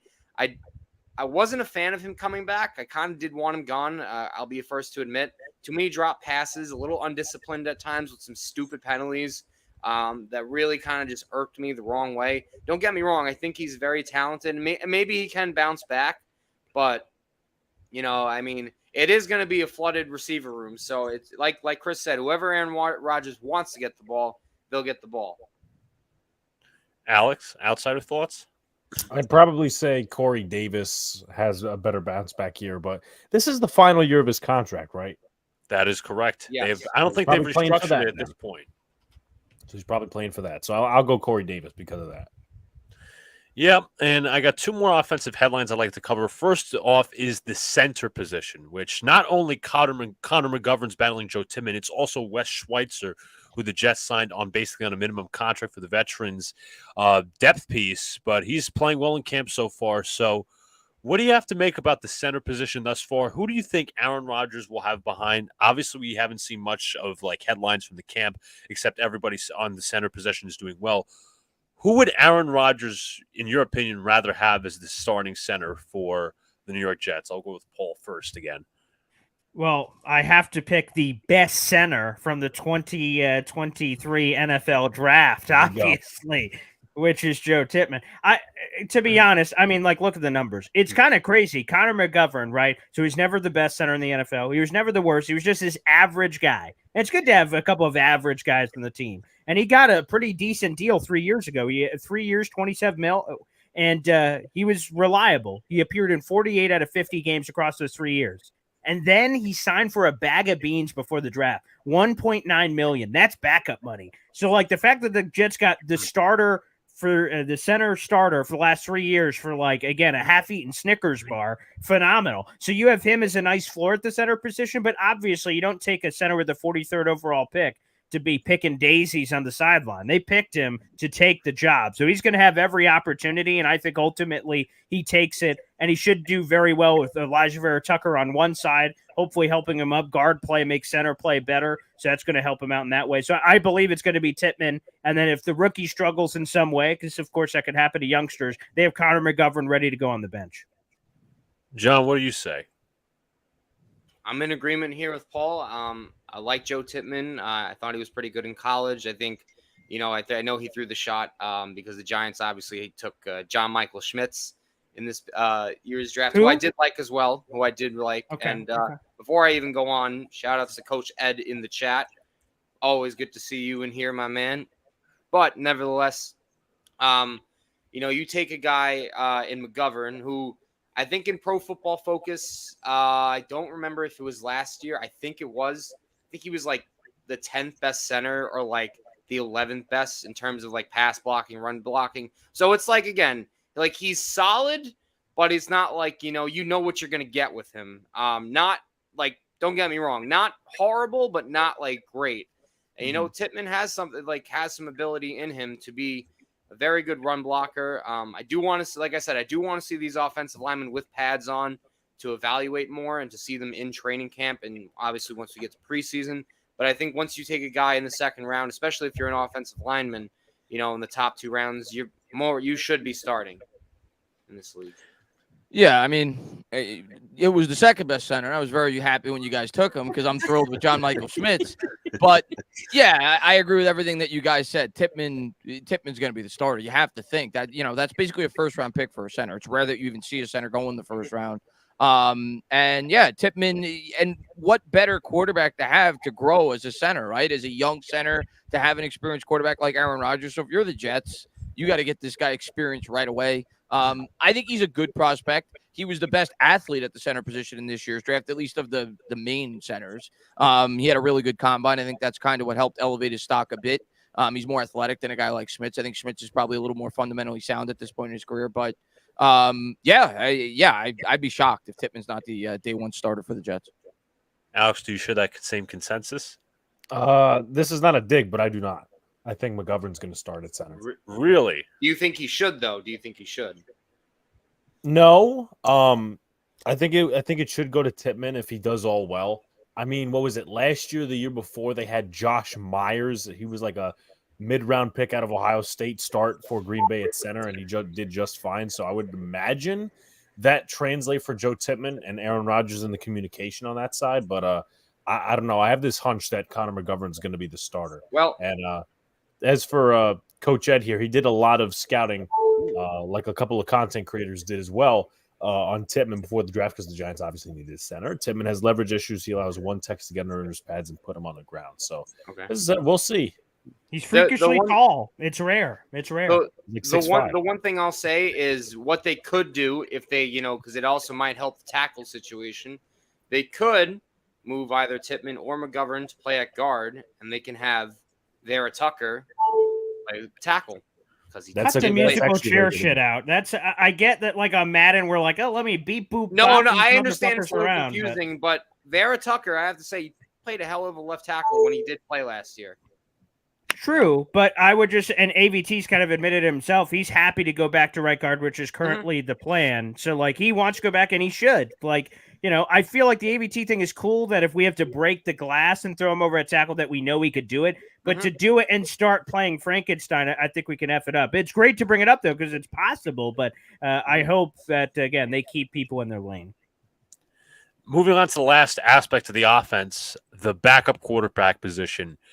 Only Chris Strevler, Tim Boyle, and Zach Wilson hold the reins to back up Aaron Rodgers. Obviously, God forbid Aaron Rodgers goes down. We don't want that, obviously. But how concerned would you be with the Jets quarterback room if this continues into the regular season? Obviously, outside of Aaron Rodgers. We know we're going to get from Aaron Rodgers, but God forbid he gets hurt.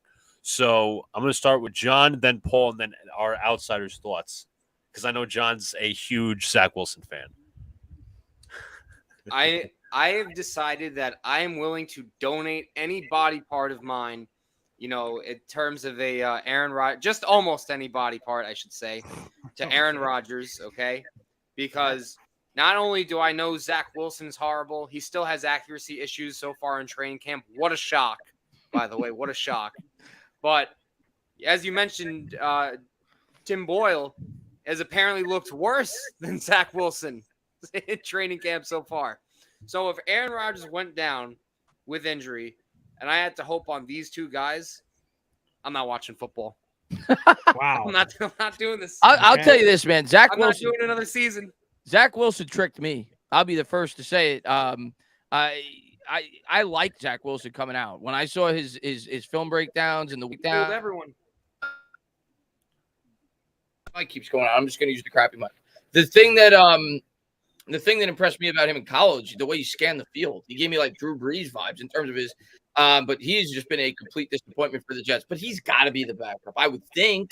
You guys know more about. There's no other option. He's got to be the backup. There's no other option, but his technique is awful, his accuracy is awful, his attitude is awful. That's the thing. I mean, that's the biggest thing for me. The attitude. You can't be a quarterback in New York and act like he does. It doesn't make any sense. It doesn't work for me. Alex, outsider thoughts? I was gonna say, maybe go after Teddy Bridgewater, but he also got injured last year. I would be scarcely worried though, because there's no quarterback there that would be good behind Rodgers and would be able. There's no Mike White there. That's the problem. That's true, but he went down south just like Braxton Berrios and all them. I guess we could call them the new Jets South because the Miami Jets. That's right. Miami Jets, because Carolina used to be Jets South because they used to have Robbie Anderson, they still have Frankie Louvu, they had Sam Darnold at one point, so now that's like Jets South. I guess Frankie Louvu is a name I haven't heard of in a while. Yeah, he's actually looking pretty good down there, quite frankly. But no, what's my concern level? It's 0. And why? Let's just be blunt. Everyone in the room, let's address this. If Aaron Rodgers goes down, we're fucked. Okay. Yeah. There is no one on this God green earth that could come in if Aaron Rodgers went out and I would feel, Super Bowl expectations are still there. No, if we're being honest, if he goes down, we're effed. Yeah. So, it doesn't matter, quite frankly, who would be the backup, whether it's Teddy Bridgewater's hanging out there, Nick Foles, who has those two guys have connections either to the coaching staff or the general managership. So those are names that float around there all offseason.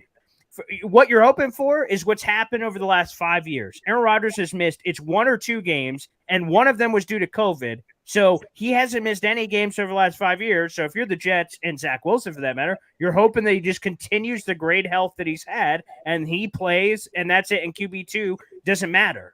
He's just holding a clipboard. Yeah. So again, quarterbacks get paid what they do. I mean, as a Giants fan, I can say the same thing about Daniel Jones. Daniel Jones goes down, the season's over.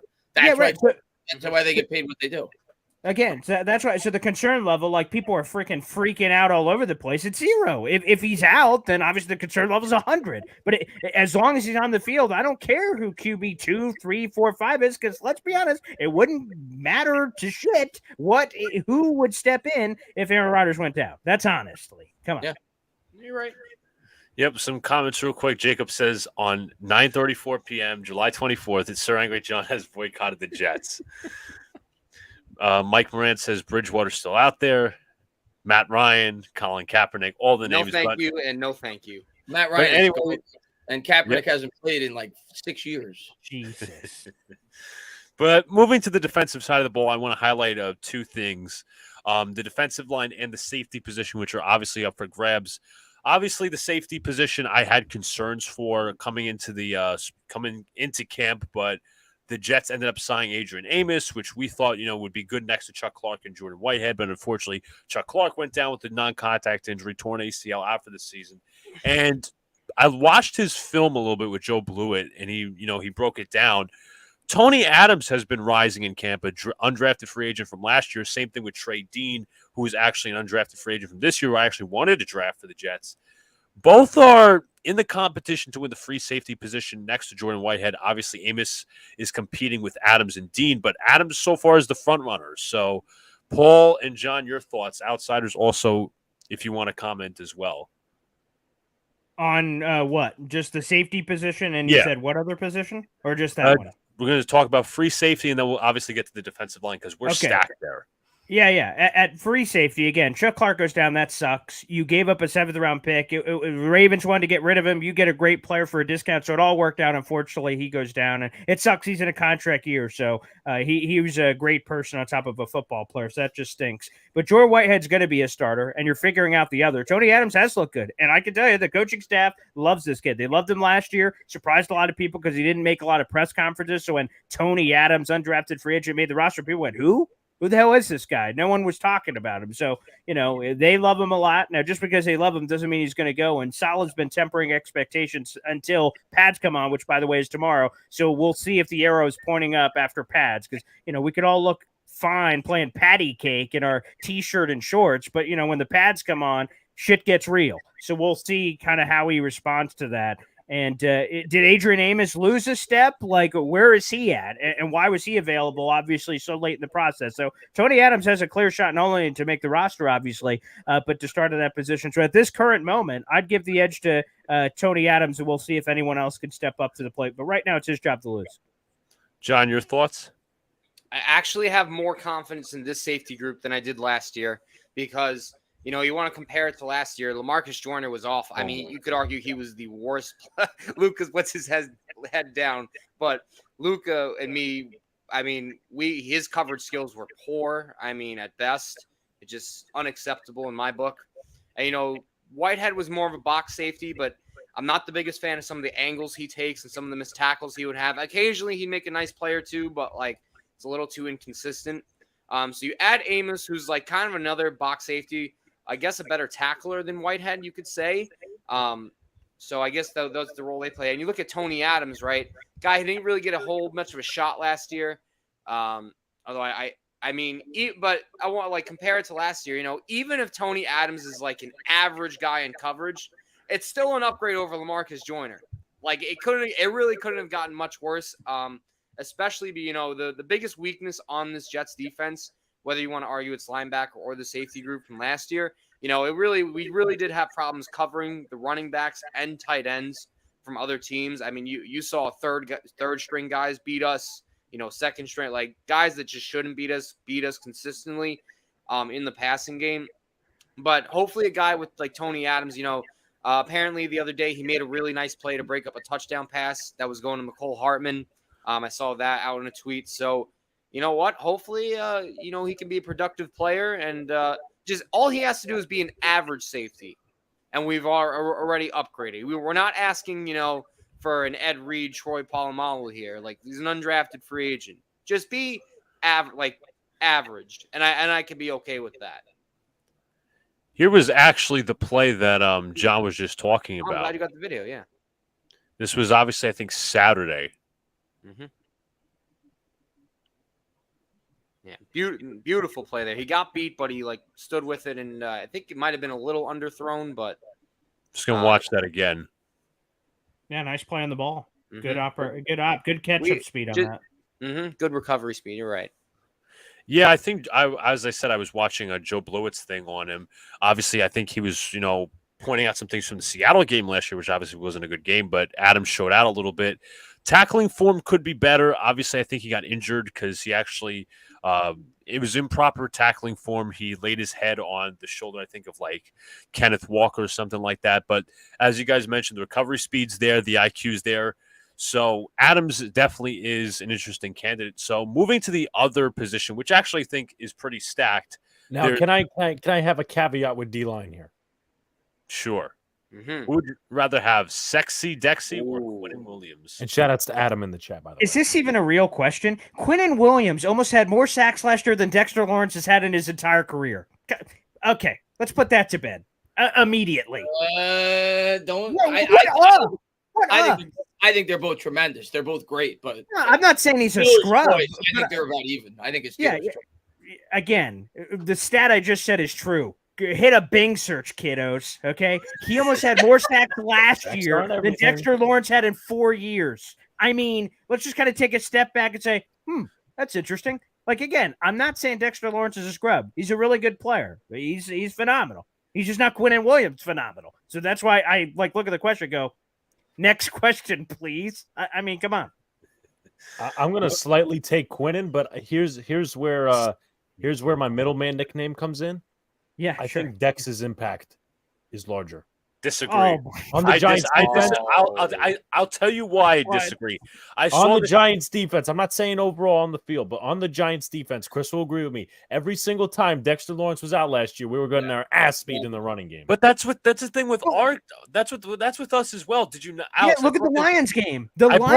Alex, I brought the stat up a week or two ago? The Jets were first in pressure percentage with Quinnen Williams on the field. When off the field, the Jets were 31st. So you could go as simple as that, but like go to a game. Like, so he's dominating. He was in his hottest moment at the end of the season. So he's out for the Lions game. Then the Jets all of a sudden, beep-boop, bop, they couldn't do shit. So, like, it's almost like we talk about the MVP, right? Like the year that Peyton Manning had the neck injury and Curtis Painter was coming in and those guys, people almost wanted to give Peyton Manning the MVP because they said, holy shit, the only thing that changed was him from this season to the next, and you take him out and he had that kind of impact. Like Quinnen's impact on this team, that's why they just paid him the highest contract in Jets history. Like he's just so important to the team what he's on and on. With Dex, it was basically the same contract, right? The one I'm taking Quinnen here. But the one thing I'll also say is if you remember how the Jets started using their pass rushers at the beginning of the year, it was more rotational for everyone. And the fact that Quinnen still put up those numbers only tells you he could have even had a better season if he was used correctly at the beginning of the year. Let's put it this way: you guys are thrilled you have Quinnen. We're thrilled we have Dexter. Yeah. And I agree. That's a very fair argument. If Dexter had the Jets secondary, he may have more sacks. So you could bring up variables. And he finally got a defensive coordinator who knows how to use him right, and that's why he had his best year this past year with Wink. So I think Dexter's only going to get a lot better. I'm thrilled the Giants signed him. I think they're both tremendous players. I think both will. Yeah, Dexter's like a poor man's Leonard Williams. He's solid. Yeah. Dex is better than Leonard Williams.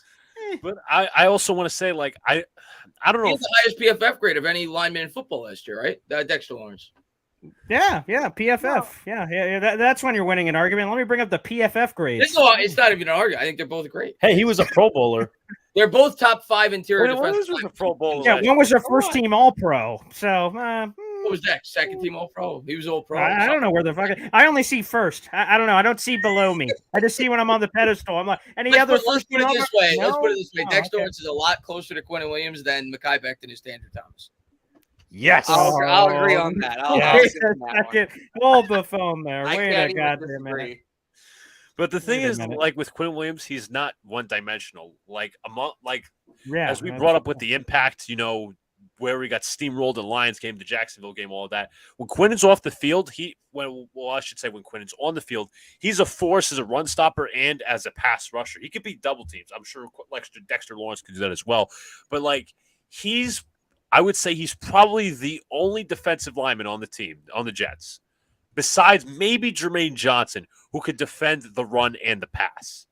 That's my humble opinion. Obviously, Jermaine Johnson's getting better, but I'd say John Franklin Myers can too. But yeah, John Franklin Myers, when he's on the outside, he could he could set the edge with the run, but in the pass, he's better on the inside. I'm sure they're going to put him more there this year. But anyways, the Jets defensive line remains loaded, and the question remains: who can develop as a game changer next to Quinn? I think that's Jermaine Johnson personally. But the bigger question is: our defensive line is loaded. Who is the odd man out come the end of training camp, the end of preseason? I'm going to start with Paul. I'm going to be honest. I feel like the room is the room. While there's been tough cuts in the past, when I look at the room, there's a bunch of, with all due respect, obviously anyone in the NFL is doing better than we are. So I use that as a caveat. But like Deslin Alexandre, these randos are going to get tossed in the junkyard. They've just got depth at every position. Whether you're going edge, you're going interior, it doesn't matter. Again, Will McDonald, Jermaine Johnson, Carl Lawson, JFM, Michael Clements. You go through all the names. So there's going to be a healthy. We'll see what the final number is. It's 10 to 12 defensive linemen are going to be on this roster. But I don't think there's a real tough cut. I think there's a lot of people in the room right now on a 90-man roster, but by the time we get down to the brass tacks, there may be some teams watching because they're like, ooh, the Jets' 12th guy would be like our 6th guy or something, so maybe there's that kind of hemming and hawing, but no, I don't think there's going to be these tough cuts on the D-line. I don't expect that. Yeah, before I get to John, I know a lot of people have mentioned that they think, not as in this is not an organizational thing, but fans think maybe Solomon Thomas could be the possible odd man out because I know he's a solid guy. He was here the past 2 seasons. They're going to try to fit. If you've seen Michael Clements, he's jacked up this year. They're going to play him more inside. I'd say JFM is going to get more reps inside. They also signed Al Woods, who's one of the better run defenders in the game, especially at his age, 36 years old. Quentin Jefferson, interior defensive lineman. So I think they're going to, they're going to try to work their way around it. But I think Thomas is I don't want to say he's the least talented, but I think he was underratedly bad last year. But I think Quentin Jefferson, Quentin Williams, and all those guys that I've just mentioned, even Bryce Huff, are all better than Thomas, in my opinion. So, John, who do you think is your odd man out for the defensive line? Well, it's just kind of a process of elimination. I love Michael Clemens. I think could be a very good run stopper, very strong man. You guys know I raved about Bryce Huff last year so many times. Every time he was on the field, he can make an impact play just like that. I wish he gets more snaps, but I feel like he's going to be in a third down pressure situation, rotational pass rusher. Don't get rid of him.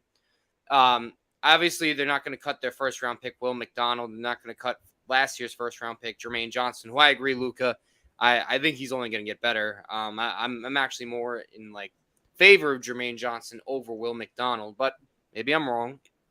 And then, you mentioned all the veterans you bring in with Jefferson, Woods, good experience there, good run stuffing ability. And then, you got the veterans like Williams, Lawson, John Franklin Myers. So it does look like Solomon Thomas could be the odd man out. But, you're talking about 10 different defensive linemen that you could potentially go in the season with. So, I mean, if you had to cut one, it would be him. But I don't know, where they're going to. It's tough. You got to see how the rest of the roster plays out before you can make those decisions, I'll say. I will add, because from a Giants perspective, he was on the team, and I was expecting at least a little bit from him. The guy competing with Bryce Huff, Fede Odenigbo, he ain't going to make the roster. No. Definitely not. No. We were all excited about him, too, when we got him from the Vikings. He's not good. Yeah, he had that 8-sack season. He had a little bit of something. That was a singular season he had a couple years ago. Yeah, we had the Vikings. We have the Vikings D-line coach, who are naturally that's a really good fit, and he didn't even make the team. So I don't hold your hopes out for him. No, we don't. I don't think many Jet fans do. I think it was just an afterthought. But I want to get to Jacob's comment before I think we can get to the main training camp battles where it can all come together. John, Paul, and Luca, as that's my common nickname on here. Where do you all see McDonald fitting in as a situational pass rusher? I think third down scenarios like Jermaine Johnson was last year, there's not going to be a ton of pressure on him. No, there's not going to be a ton of pressure. And again, I think the big thing is he's talked about it since coming out of college. They played him at 4-eye. So he was just kind of shoved in there. And, when you look at this lanky bastard, this Gumby looking mother, crazy bastard, he's super talented, but the way they used him, he was kind of opening up opportunities for other people, and good for the Jets to have the foresight, while the draft people were like, what the hell were they thinking? We'll trust the judgment of the Jets and their, defensive staff to get the most out of him. I think he is going to play out wide. He's going to be in that rotation with Carl Lawson, Jermaine, and Bryce Huff and those kind of roles. Again, I think he's going to get ops. I don't think he's going to be shoved in the Bryce Huff, 29% category. I think he'll be higher than that. But it'll be prove it. If Jermaine's eating crazy, okay, we're going to ride the hot hand. Will McDonald's going to get his run, so it's going to be out wide. I don't think they're going to do a lot of interior stuff. They have more than enough interior guys, so he's gonna be based out wide 9, I believe. John, I'm in agreement with you, except the part where the only thing I'll say is I'm still not a fan of the pick. And I know the draft is in April. They obviously, if you want to see the live reaction that me and Luca had, you can go check that video out. It is. Who'd you want funny. then? No. But I mean, I obviously going into the draft, I wanted a tackle. I was hoping for maybe. There was no one fucking there, so okay. No, then who else I know there wasn't. I know there wasn't, but I didn't think pass rusher was the way we were going to go. Not that I think I think he's got really good athleticism. I just didn't know if he fit us really well, the scheme wise, because we run a 4-3 and he was in a 3-4, in college. So that's where I was a little concerned, but I do expect him. I mean, to be on the same kind of snap count, I guess, as Jermaine Johnson, unless Johnson is exponentially, outplaying the other kid. And if I could see him I could see McDonald getting more snaps than Bryce Huff, even though I love Bryce Huff. I think he's a fantastic player when he's on the field. But yeah, nevertheless, I mean, we haven't really seen much of him yet because he had the injury, I believe, on Friday.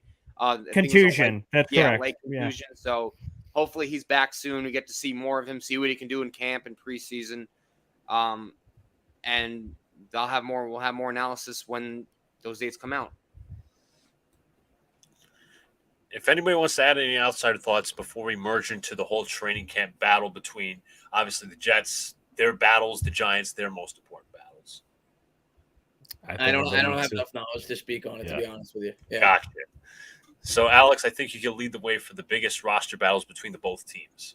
Okay, so this one, I believe, both teams share, but I'm going to start off with the Giants first. Tight end 3. Now, you obviously got Darren Waller and Daniel Bellinger on the field. I had an interview with Lance Meadow, and he thinks it could go either way.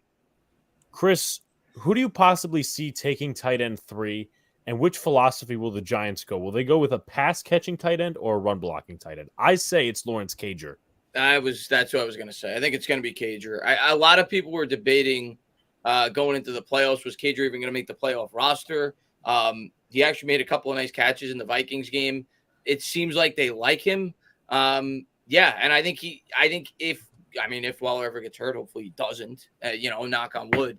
Not that he's near Waller, but at least he's a pass catching threat. I think that he's going to be the third. I'd be surprised if he's not. I think he's going to be the third tight end. Yeah. All right. Luca, if you want to move on to the Jets tight end 3 position. Yeah, obviously we've got Tyler Conklin, tight end 1, CJ Uzomah, tight end 2 for the moment, but he's also on PUP at the moment. We've got a battle between Jeremy Ruckert and Zach Kuntz. Obviously, Nick Bawden's out of the conversation. I know some Jet fans were talking about how Ruckert could be the H-back because I know Hackett wants to use a fullback. But who do you honestly see winning that position, the tight end 3 mark? Obviously, it's kind of hard to keep Ruckert off the roster because, he's the storied kid. Long Island, had the photo with him with the Jets jersey on and all that. But who realistically stays on the roster as a tight end 3? I'm going to start with Paul. Yeah, I just want to say that Cager, I've got a soft spot in my heart for Lawrence Cager, Jets legend, obviously. And he was a freak, man. He played wide receiver forever. He bounced around in Georgia, Miami, and he's the perfect training camp guy that fans lose their shit about because he's so big and massive, and he makes these highlight plays every once in a while, and you fucking root the hell for the guy. So I'm so happy that he's got a spot with the Giants. So I love fucking Lawrence Cager. So that's my vote. But for tight end 3, I'm going to be honest. I think CJ Uzomah is going to be the tight end 3. I think the Jets freaking love Jeremy Ruckert. And obviously, they have some investment financially speaking, both in Uzomah and Conklin for that matter. I think Ruckert's take a tight end 2. And then before you know it, who knows if he could just take tight end 1 from Conklin eventually because they love him. There's hype. Now we have to see if the hype is warranted. Last year, the plantar fasciitis, so we really didn't get to see a real impact there. But he just contributes everything. He's a nasty blocker, and you saw the potential at Ohio State for the pass catching. But again, those are projections. Wow, they didn't really use him in that way. What will they use him with? And the Jets get him with the 101 overall pick in the 3rd round. So I think he's tight end 2. Uzomah is 3. And we'll see if they keep 4 tight ends. I'm not sure. I think Kuntz is probably destined for the practice squad, but that's where I'd go with it. John. Well, first off, I love the bold takes. I'm all about them. But anyway, I'm in agreement with Jeremy Ruckert. I don't know if he'll get to the tight end 2. I mean, I'd love it. I mean, I'd love to see an upset, for a training camp battle. But I think Kuntz was, a guy, his college career. I think he started at Penn State before he moved to old Dominion. Yeah. Yeah. And I think the reason, I think the Jets got a little fooled on him just because he had that big season. But remember, he was an older player playing in a weaker conference. So that's why the numbers and production went up in his final season, his senior year. So I think Kuntz is destined for the practice squad. And I do like the fact that, it's funny because, the reports a few days ago, there were a few fights in Jets camp. Well, Jeremy Ruckert was one of those fights. And I'm not comparing it to this, but, when teammates fight, sometimes it does uplift them. Sometimes it gives them more respect for each other. I mean, you look at, and I know this is like the crazy comparison, but, the famous fight between Michael Jordan and Steve Kerr on those Bulls teams, it gave them a lot of respect and trust. What about Jeremy Shockey? Get the Giants reference. Yeah. I love that nasty bastard. He's trading fisticuffs, and he'd love to have that. You hate him if he's on the other side, but if he's on your team, you're like Jeremy Shockey. You want. Because you want to see guys, getting into it in practice because it's very competitive. And then, when you're on the field, you want to see them stick up for each other and, have everyone's back. So, maybe that's like a little wake-up call for Ruckert. And I think Michael Clemens was on the other side of that scuffle, if I'm not mistaken. Yeah. Right. But, you want to see young guys get uplifted. So, and I did like Ruckert coming out of college. Now, Luca, you mentioned the fullback position. Whether it's Bowden, I do think we're going to keep a fullback on the roster. I just don't know who's going to be the quote-unquote fullback just because Hackett does like to use fullbacks. Maybe not necessarily the last 2 seasons with Green Bay, but I know he has used them in the past. Yeah, I think they keep Nick Bawden as well, but I think we can, Alex, move on to the next roster battle. All right, so this is another process one that you have to think about, Chris. Left guard, Ben Bredesen, Josh Azudu. How do you think they're going to do it? Because they could do the rotations like they did last year. I hope not. I hope not either, because it screws up the chemistry, especially when you have a rookie center. Yeah, you could have Bredesen start in there, or I think because Joe Judge did that his first year, and we all know how Joe Judge turned out to be as a head coach. That used to infuriate me. And I was on the Joe Judge bandwagon his first year. Like, I bought into it. I'm a fan. We won 6 games, but that always irked me early on, like constantly shifting in and out offensive linemen. It was so annoying, and it makes no sense. It's all about continuity on the offensive line. So whoever they pick coming out of camp, I hope they stick with it until such time they feel like he needs to be replaced. I think it'll be Bredesen. Bredesen last year showed glimpses of actually being a pretty good guard. I don't know if he's going to be destined here long term. He's still relatively young, though. He's a good run blocker. I think Azudu is obviously the guard of the future. We took him in the 3rd round out of North Carolina. Clearly saw something in him. I think they really honed in on that North Carolina program in general, because they took McKeithen in the same draft in the 5th round. They were teammates while they were at North Carolina, so there must have been something in the blocking scheme there that they liked. They clearly liked the kid. But I think to start the year, I think you go with Bredesen on the left side. I think you go with Glowinski on the right. Okay. I think Bredesen's going to be the starter outright. I wouldn't be surprised if there's rotations the first few weeks, but somehow you have to get Azudu in there. I think Azudu, as the year progresses, will become the starter on one of the 2 sides. I think he will, but I don't think he'll start the year. And this is also Glowinski's. It's not his last contract year, but you could get out after this year. They'll cut him after this year. Will. Yeah, he's got like no dead cap, but they'll cut him after this year. Exactly.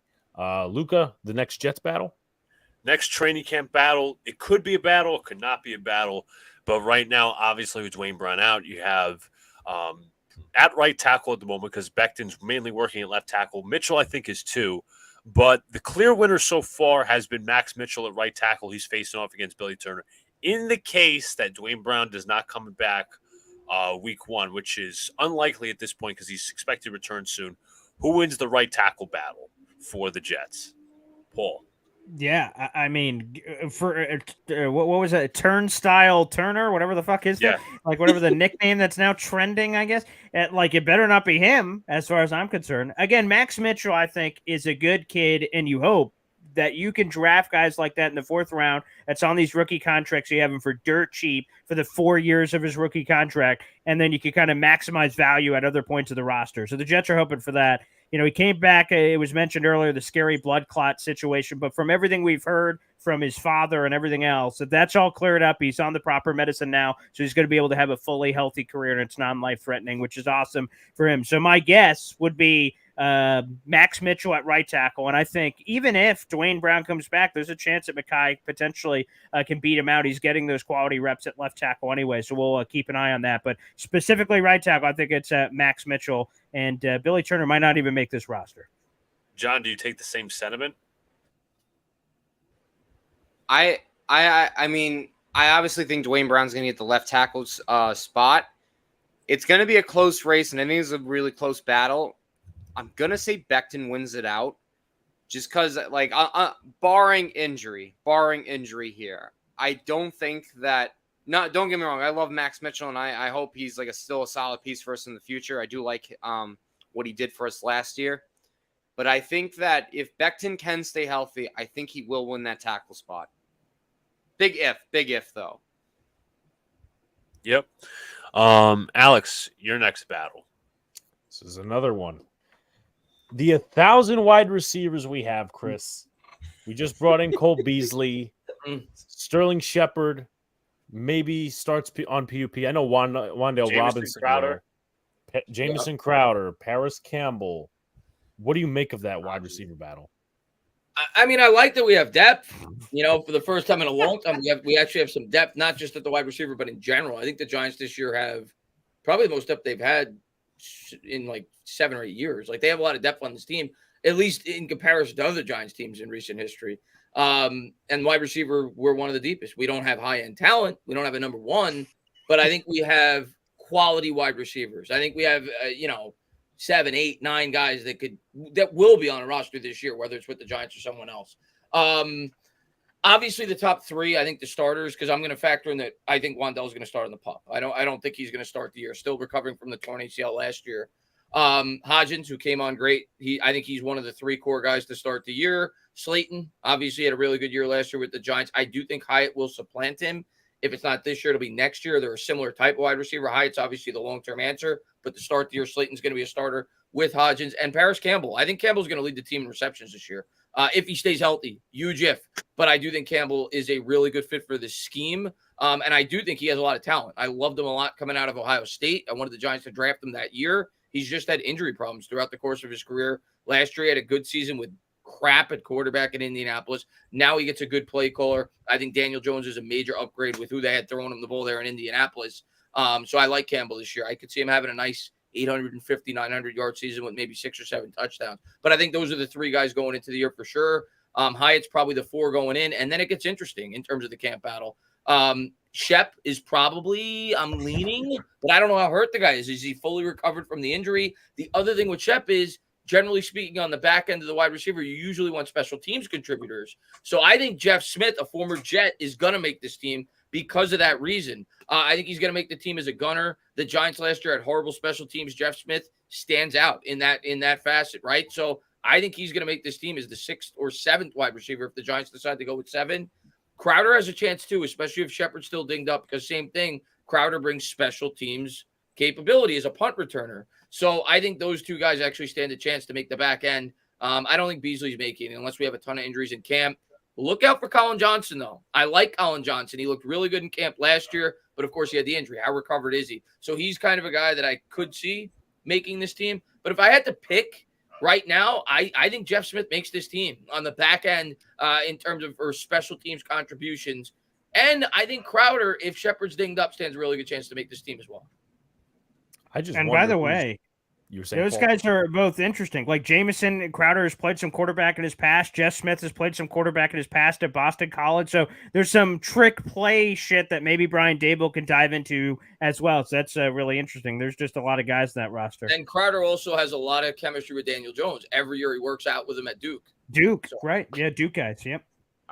And also to add to your point, Chris, about the special teams aspect, we need a returner. Like, I feel like that's still not settled. Gary Brightwell, they had Jalen Hyatt returner, but I don't think that's going to last.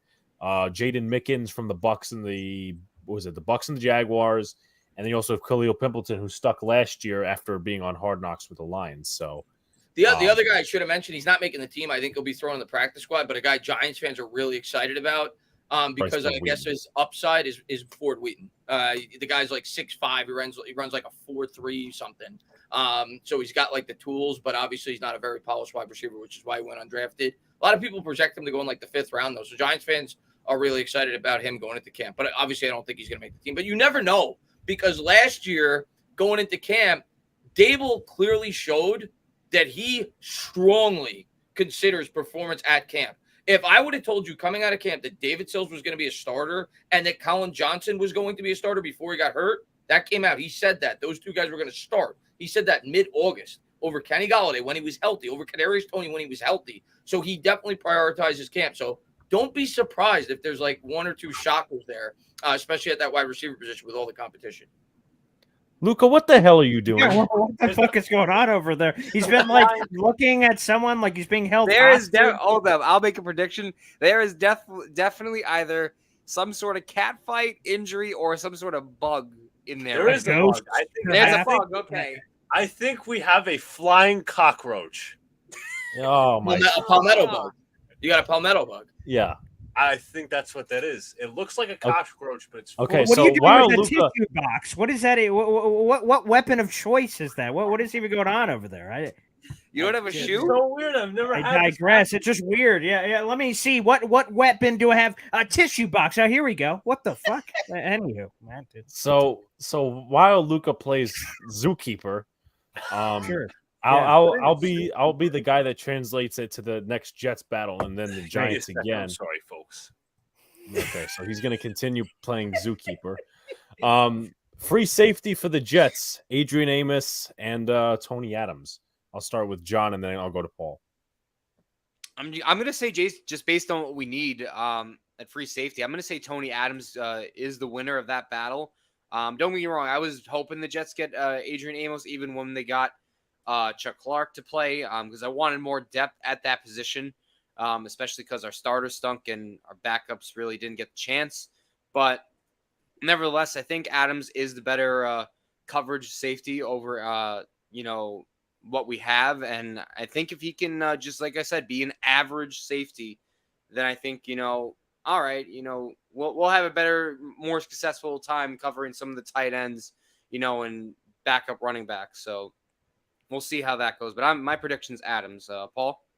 Yeah, let's get freaky. I'm going Ashton Davis, and I know Jet fans apparently hate his guts, hate him and his family, but I'm going to be honest. On paper, for what the Jets need, this center fielding kind of freak, he was this athlete in college at Cal. He was a track star, so he has all the traits to do it. Now, again, as we're getting the penalty declined in our top right-hand corner from our official referee of this program, that ultimately a lot of people don't like him because he takes shitty angles and he's super raw. Like, he got into football super late, and that's obvious if you watch the tape or watch anything about him, his NFL career to date. I just keep believing in him because the Jets keep believing in him, despite Jet fans going, "Hey, you suck." Well, he keeps making the roster, so they like something about him. Certainly, his special teams prowess. They really like him for that as well. I don't know, wild card man with some different people coming in. I think Ashton Davis might steal it, and I'm looking forward to all the Jet fans that react to that. Yeah.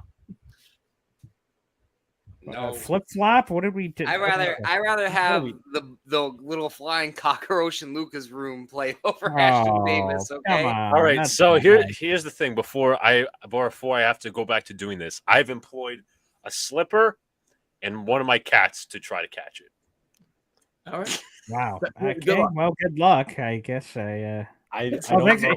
Just play by play. After that. Hey, this is where I'm going. He upgraded his weapon of choice.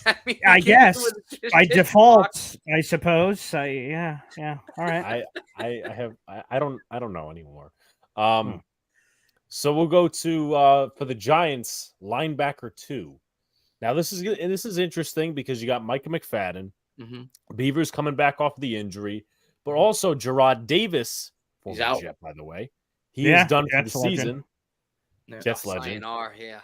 Yeah, I don't think they liked him too well over there. But, no, not at all. No. He is done for the season, which means there's another maybe 1-2 backup spots behind Beavers and McFadden. Chris, who do you think makes it behind McFadden and Beavers, and who do you think is going to be the main guy? And obviously it's rotational because it's Wink. Who do you think is going to be the main guy servicing next to Bobby Okereke?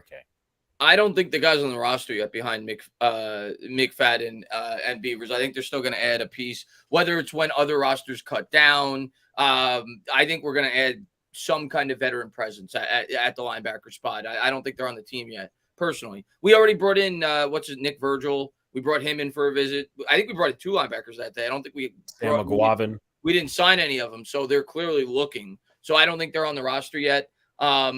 I think it's going to be McFadden. All reports in terms of the guy that's going to start. Everybody's rooting for Beavers. I know. I was excited about Beavers. I was at training camp last year. He looked a lot more athletic than the tape suggested while he was at college. He kind of looked like an old school linebacker. They had him dropping back in coverage. He was going step for step with some of the running backs and slot wide receivers. They were playing him up at the line of scrimmage, but of course he got hurt before the year started. I think it's McFadden. McFadden fits the scheme really well. In terms of being like a situational blitzer at the linebacker position. They talked about at OTAs how he looked great. I think McFadden's the clear favorite going into camp. That may change, but if I had to guess right now, I think it'll be McFadden, obviously opposite Bobby Okereke. And also, Mike brings up a good point. We did have Deion Jones a couple of weeks ago in for a visit. Yeah, so that's another name. And also, another former Jet. I don't think he will, though. Quan Alexander. That's another name. Not that the Giants even worked him out, but it's just another name to keep in mind. Sure. And then another roster battle I'll throw at you, Chris, because Luca's still playing Zookeeper. Slot corner. That's the one I'm most excited about. I was waiting for you to get to that one. That's the one I'm most excited about. Because I think it's a really close battle. Cordell Flott, I'm excited about. I think a lot of Giants fans are excited about the way that he played last year. Showed up to camp or whatever it was, OTAs, whatever it was. He looks a lot bigger. Last year, he was 6'1", 165. he looks like he's at least 180, 185. He definitely packed on some muscle for year 2. He's kind of got like that vibe about him that like he's got that cockiness about him, which you kind of want in a cornerback. And he was a project when we took him. He's still a project, but I definitely think he stands a really good chance to land that starting slot corner spot. But Aaron Robinson, I'm a fan of his. And I think a lot of Giants fans have forgotten about him. Former 3rd-round pick. We all enjoyed it when the Philadelphia Eagles were crying when we traded up to get him or whatever it was. He fits this scheme so well. And I know he wasn't initially drafted for this scheme, but he plays so physical for a slot cornerback. And I think Wink, if Robinson is healthy, he stands a good chance to get this spot in Wink's defense. Last year, he was playing out of position because we were so thin on the exterior to start the year as the starting outside corner. But I think that's a really good battle going in. Of course, Darnay Holmes was the starter last year, so you got to mention him too in the battle. I think Darnay is going to get cut when all is said and done, or potentially traded, because the Giants will save $3 million. That's a lot of money for a team that's kind of up against the cap, and Darnay Holmes just isn't very good. So I think the main battle is between Flott and Aaron Robinson, and I'm really excited to see who wins that battle. I think that's a really good battle going into camp. So before I get to Mr. Zookeeper over here, I will say this, Chris, about the slot corner battle. I wouldn't mind, now they didn't draft him for this, but I wouldn't mind Cordell on the outside if injury happens, because I thought he looked good last year. I agree with that. Yeah. Later down the season. I thought Aaron Robinson also looked good last year. And remember, he had like a terrible camp, terrible preseason. Everybody was saying, oh, he grabs and all this other shit. I'm a fan of Aaron Robinson too. It's just how many cornerbacks are they going to keep? You still got Trey Hawkins, who was drafted out of ODU as well. So I think it's going to be really interesting. But Aaron Robinson can play the slot and the outside. And as for Darnay Holmes, I don't think he's a scheme fit. I've been saying this for a while now. I don't think he's going to get cut. I think it's either one of the two. He's kept because of his experience. He hasn't really been injured. So there's one, probably for health reasons. Number 2, he gets traded because that's solid value. If you're running a zone defense and you need a slot corner, Darnay Holmes is that type of guy. Yeah, 6th-round pick or something. I could see that. But yeah, I don't know. We'll see. I'm really. I agree with you long term. I definitely think Flott projects better on the outside, just because of his measurables. Right, he's got lanky arms. He's tall. He's fast. But he played slot in college. And obviously, he's not going to win the starting job on the outside this year, while Adoree Jackson is still a Giant. And, of course, we got Banks, the 1st-round pick. So I think that's a really good battle, though, on the slot. I'm hoping it's Robinson, because I've always wanted to see Robinson get a real opportunity to play what I think is his natural position in this defense. But it'll come down to how they do in camp. So before I get to we got some really good questions coming in. Luca, you missed the I think it's free safety that we touched on while you were zookeeping. What do you like? I already talked to Paul and John about that. What are your thoughts on free safety? Free safety, it looks like Adams is probably going to win it because as Paul was saying earlier, they really like this kid Adams, obviously from last year, undrafted free agent. He was even with the team like at the start of the season, I think, last year. So I think he's the front liner to win it. I just want to see him what he does in preseason in more action, a little more of a sample size. But Amos is probably depth at this point. If he's a starter, I'm not worried.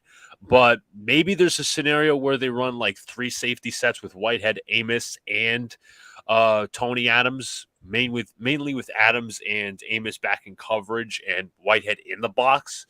So I do see a scenario where I think Tony Adams wins the free safety position. That doesn't mean Amos won't be used, but I think Adams would have an advanced amount of the snaps, in my opinion. So I'm going to make a little caveat in this question. This is a very good question, by the way. For both teams excluding quarterback, who's the player your team cannot lose to injuries? Now, you could either maybe say one player or one on defense and one on offense. I'm going to start. I think defense, it's a tie between Bobby Okereke and Dexter Lawrence. Because Dexter Lawrence, you have depth behind him. Okereke, it's a little inexperienced. Now, we're just talking about for this season. We're not talking about for the next season. I'll throw another name in there that you didn't mention that I think, especially with how young we are at the position and how thin we are at the position, I think you got to throw Adoree Jackson in there too. I mean, opposite him, you've got a rookie in Deonte Banks, and then nobody that you could really trust on the outside. So I think Adoree Jackson's got to be thrown in terms of one of the more indispensable players on our defense. just don't put him at punt returner again. But yeah, the obvious defense, for Lawrence though, or you got to throw Kayvon in there. You got to figure Kayvon too, because we don't really have like great edge depth at the moment. Yeah. Aziz is a little injury prone, I must say. Offense, I mean, I think I'm going to agree with Chris here. Andrew Thomas. Yeah.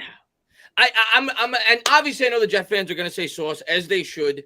I think I've said this on Twitter on the defensive end. Obviously, offensively, you may say something differently, but I've said this on Twitter before. If the NFL was doing a draft today, like you could draft every player in the league, we're not doing a college draft, we're doing an NFL draft, and you exclude the quarterback position, Sauce Gardner and probably Andrew Thomas would both be top 5 picks when you factor in their age and their importance of position. Andrew Thomas plays the second most important position in football. If you're excluding the quarterback, all-pro left tackle who's 24 years old, 25 years old. Sauce Gardner, probably the most important position on a defense, 22, 23 years old. Like, they're as valuable as they come. John, for the Jets, offensive defense or just one? I got 2 in my mind, and it's actually not Sauce. CJ Mosley, as I'm going to say, is the answer on the defense, because that linebacker group is very, very thin, in my opinion. I don't know necessarily if we improved it. I don't know if Jamin Sherwood is an upgrade over Quan. Even though we might talk about that in a little bit, but Mosley's also the leader of this team, and he's a tackling machine when he's on his game. So I think, and we've seen Mosley, like, the difference between him on and off the field. Like, it's not pretty sometimes, especially in the past, even though it might have been different coaching staffs. But if you want to go offense, I'm going to say, actually, that's a tough one. Garrett? We do have, like, depth at the receiver position. It's either Garrett Wilson or Vera Tucker.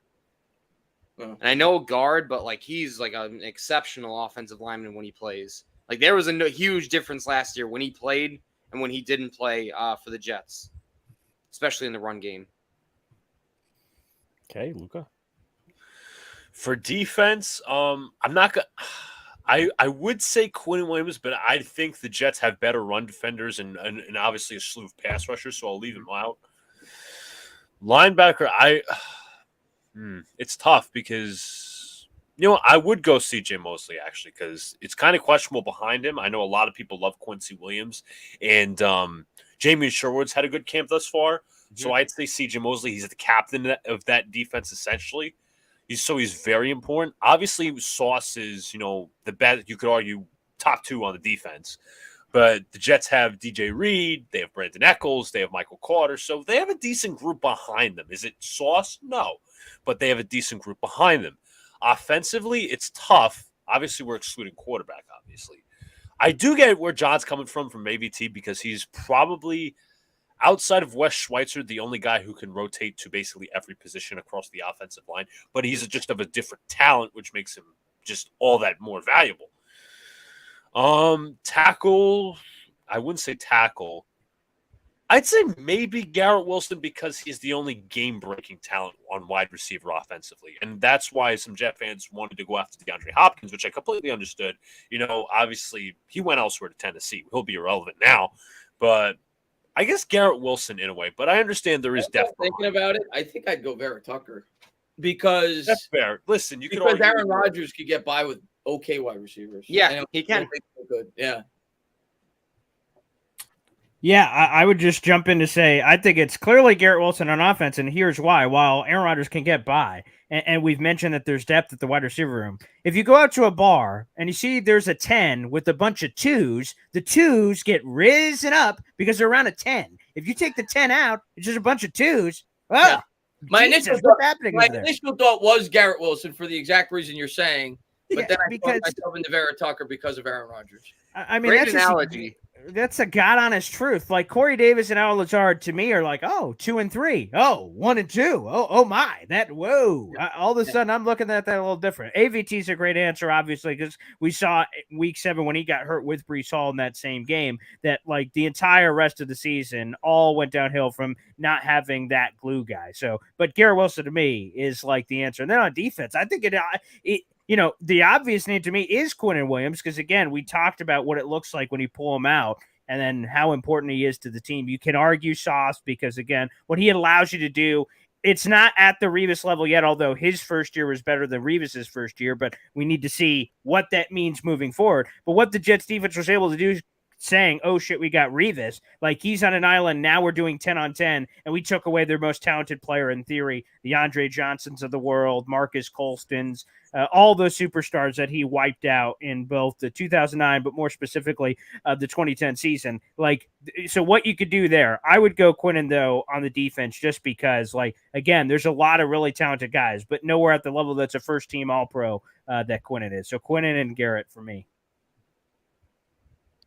All right. As a 2, I can attest to this. By the way, before the last thing, shout out to Jessica Smith for throwing out all the member emojis. And also, I just wanted to take time to mention, by the way, the Twitter and the YouTube channel for both of these fine gentlemen are in the description if you haven't already subbed them up and do all the good stuff. But I think to end off the football segment, I was also going to add one more thing, not one more segment, one more position that we have not covered. And that is, since we don't have Braxton Berrios anymore, punt returner and kick returner. You're thinking of guys right now like McCole Hardman, Bam Knight, Xavier Gibson, Alex Harrison. Who do you guys think is the likely winner for punt returner and kick returner exclusively? I'll start with Paul.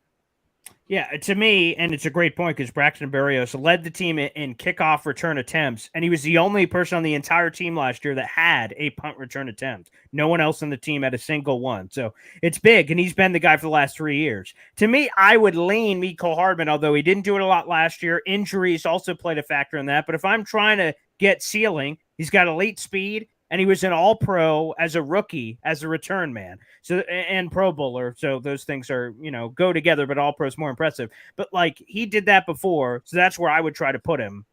Again, there's other guys, Zonovan Knight, there's other guys in the conversation that could be Xavier Gibson if he makes the team. He had 4 punt return touchdowns in college. Like, those are some of the guys. But to me, gut is McCole Hardman's back there returner for the Jets. John? Oh, he's 100% right. I mean, it's not even close. I mean, you talk about very few guys in this league that can take over a game with, kick returning and punt returning ability. Well, McCole Hardman's one of those guys. Easily one of the fastest guys in this league. Very elusive, very good, quick cuts to maneuver upfield. I love the pickup for him. So I'd lean Hardman as well, but I think, like, Hackett on offense is going to have a special role for him for some reason. I just have that feeling because, I think Hardman was talking about it when he signed with the Jets and all. But maybe Randall Cobb is possibly a punt returner, but although he's on the older side, so I'd probably lean no.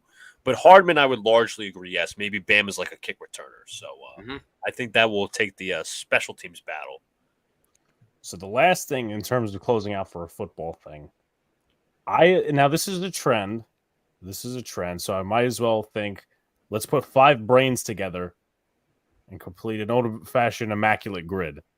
So the chat will help us out too, I bet. But this is what's it for today.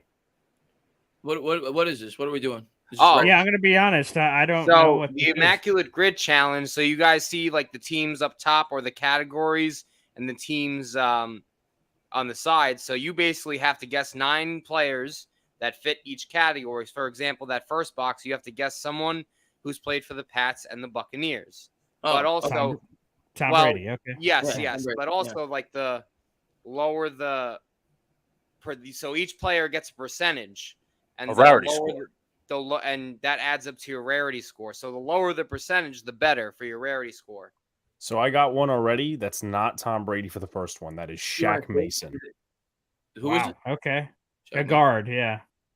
Oh, because you want to save the first team all pro. I see. Okay, I get it now. Okay. I got one. This is gonna be, I don't know, first team all pro Washington. I know they weren't the Commanders back then, but let's go legend Paul Krause. Wow. He's definitely on there. 0.2%. Wow. Okay. This is tough. Seahawks and Bucks. Can we go Dolphins, Patriots, Wes Welker? Or Okay. could he fit on either side? I don't know if he was ever a first team All Pro. Not at the Dolphin. I don't think. Yeah. Okay, there you go. 20. What is that? 20 or 30%. Is there more teams or is this it? This is Yeah, the I think this daily. is This is it resets every day. Oh, I see. Okay. Mm-hmm. Washington Patriots. I should be able to get one of those. Was Jason Taylor a first team All Pro? He had to have been. He had to have been. Jason Taylor. Well, if not, Zach Thomas obviously was. He's going to the Hall of Fame this year. Tampa was Rondé Barber a first Wait, team so when we're doing the All Pro here, this is just exclusively Tampa up top. Correct. Yes. Warren Sapp. Yeah, Warren Sapp. He'd be a good one. I Or was gonna John ask Lynch. Yeah. if Rondé Barber was, but I'm pretty sure Sapp was as well. Yeah. 37%. Sapp, yep. I also have a bold prediction, and that bold prediction is that the New York Giants are going to play in the Hall of Fame game next year. Okay. Well, who's going to get into the Hall of Fame for the Giants? Carl Banks, maybe, and Tom Coughlin. Ooh, that's a good call. Buddy. Yeah, makes sense. I got another older one, maybe not a legendary. No. Bucks Go ahead. Seahawks, Trent Dilfer. Ooh. Did he play for the Seahawks? He did. Oh, okay. You beat me. I don't remember Come his on, old fire name. tonight, boys. Wow. We got 3 left. New England, Washington. I feel like There's someone obvious, I'm sure, but I feel like there's some stupid backup that we're not thinking of. probably. Did Brian Hoyer? No. No. I'm trying to think of no. I feel like there maybe was a wide receiver or something that played for the Commanders and the Pats. Dolphins, Seahawks. Sunil says Washington and New England. Pierre Garcon. Did Garcon ever play for the Patriots? I don't remember him playing for the Patriots. Garcon did? He played for the Niners. He played for Washington. He played for Indy, obviously. Indy, yeah. But I don't remember Garcon him. did not play with New England. Yeah, I didn't think so. I got one for Washington, Seattle. Sean Alexander. Oh, I remember. Yeah, there you go. That's Sean a good Alexander. one. Okay. There's a name. Alex. Wait. Yeah. There. Yeah. What are we at? So now we have 2 left. So we need a Seattle Dolphins guy and then a Patriot Commander guy. Did Chris Bucco says Albert Haynesworth play for both? He might have. Did I know Haynesworth? he played Albert Hainsworth played for both. Yeah. He was on the Patriots. Absolutely. Yeah, there you go. There's the name. Yeah. Okay. Oh, fuck me. Seattle Dolphins. The fuck?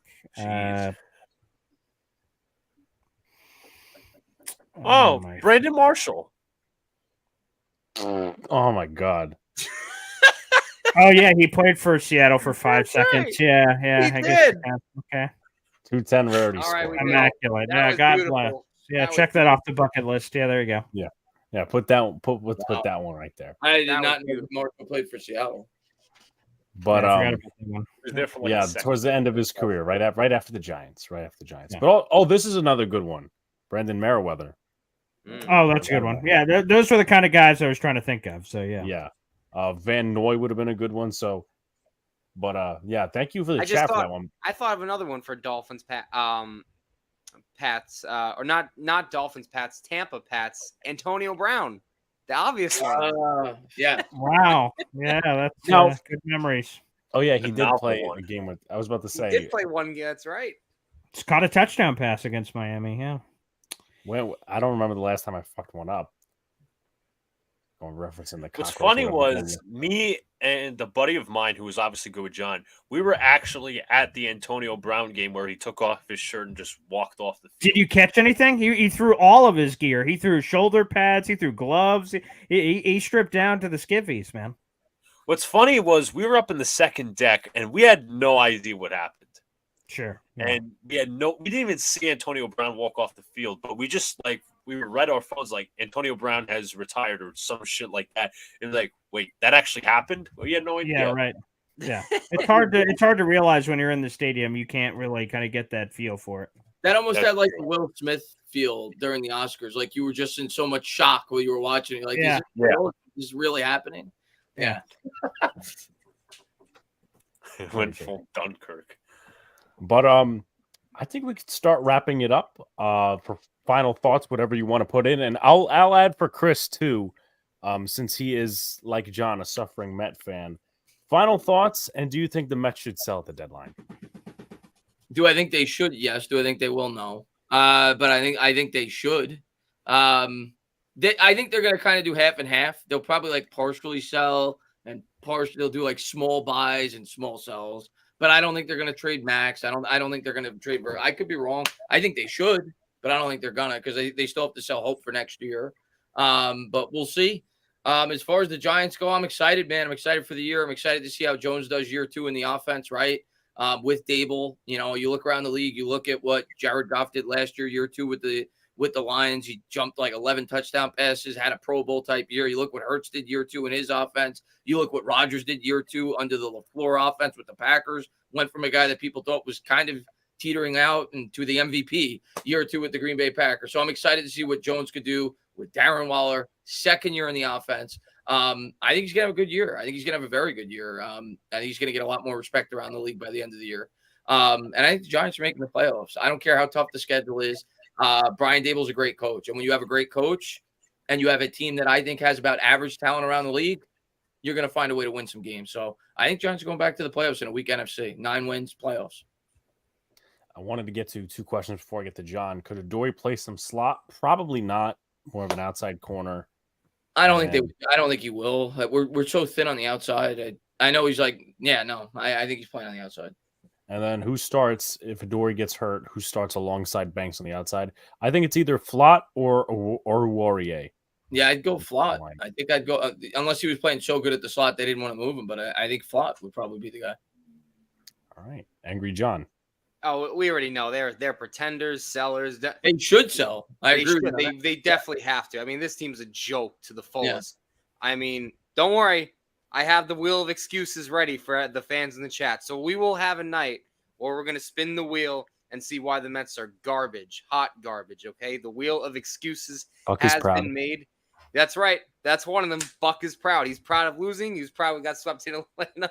He's probably lost to Philly. He's probably lost to the bad teams like Washington, Pittsburgh, Colorado twice. Proud of losing games left and right. The GM is hot garbage, okay? So they should absolutely sell.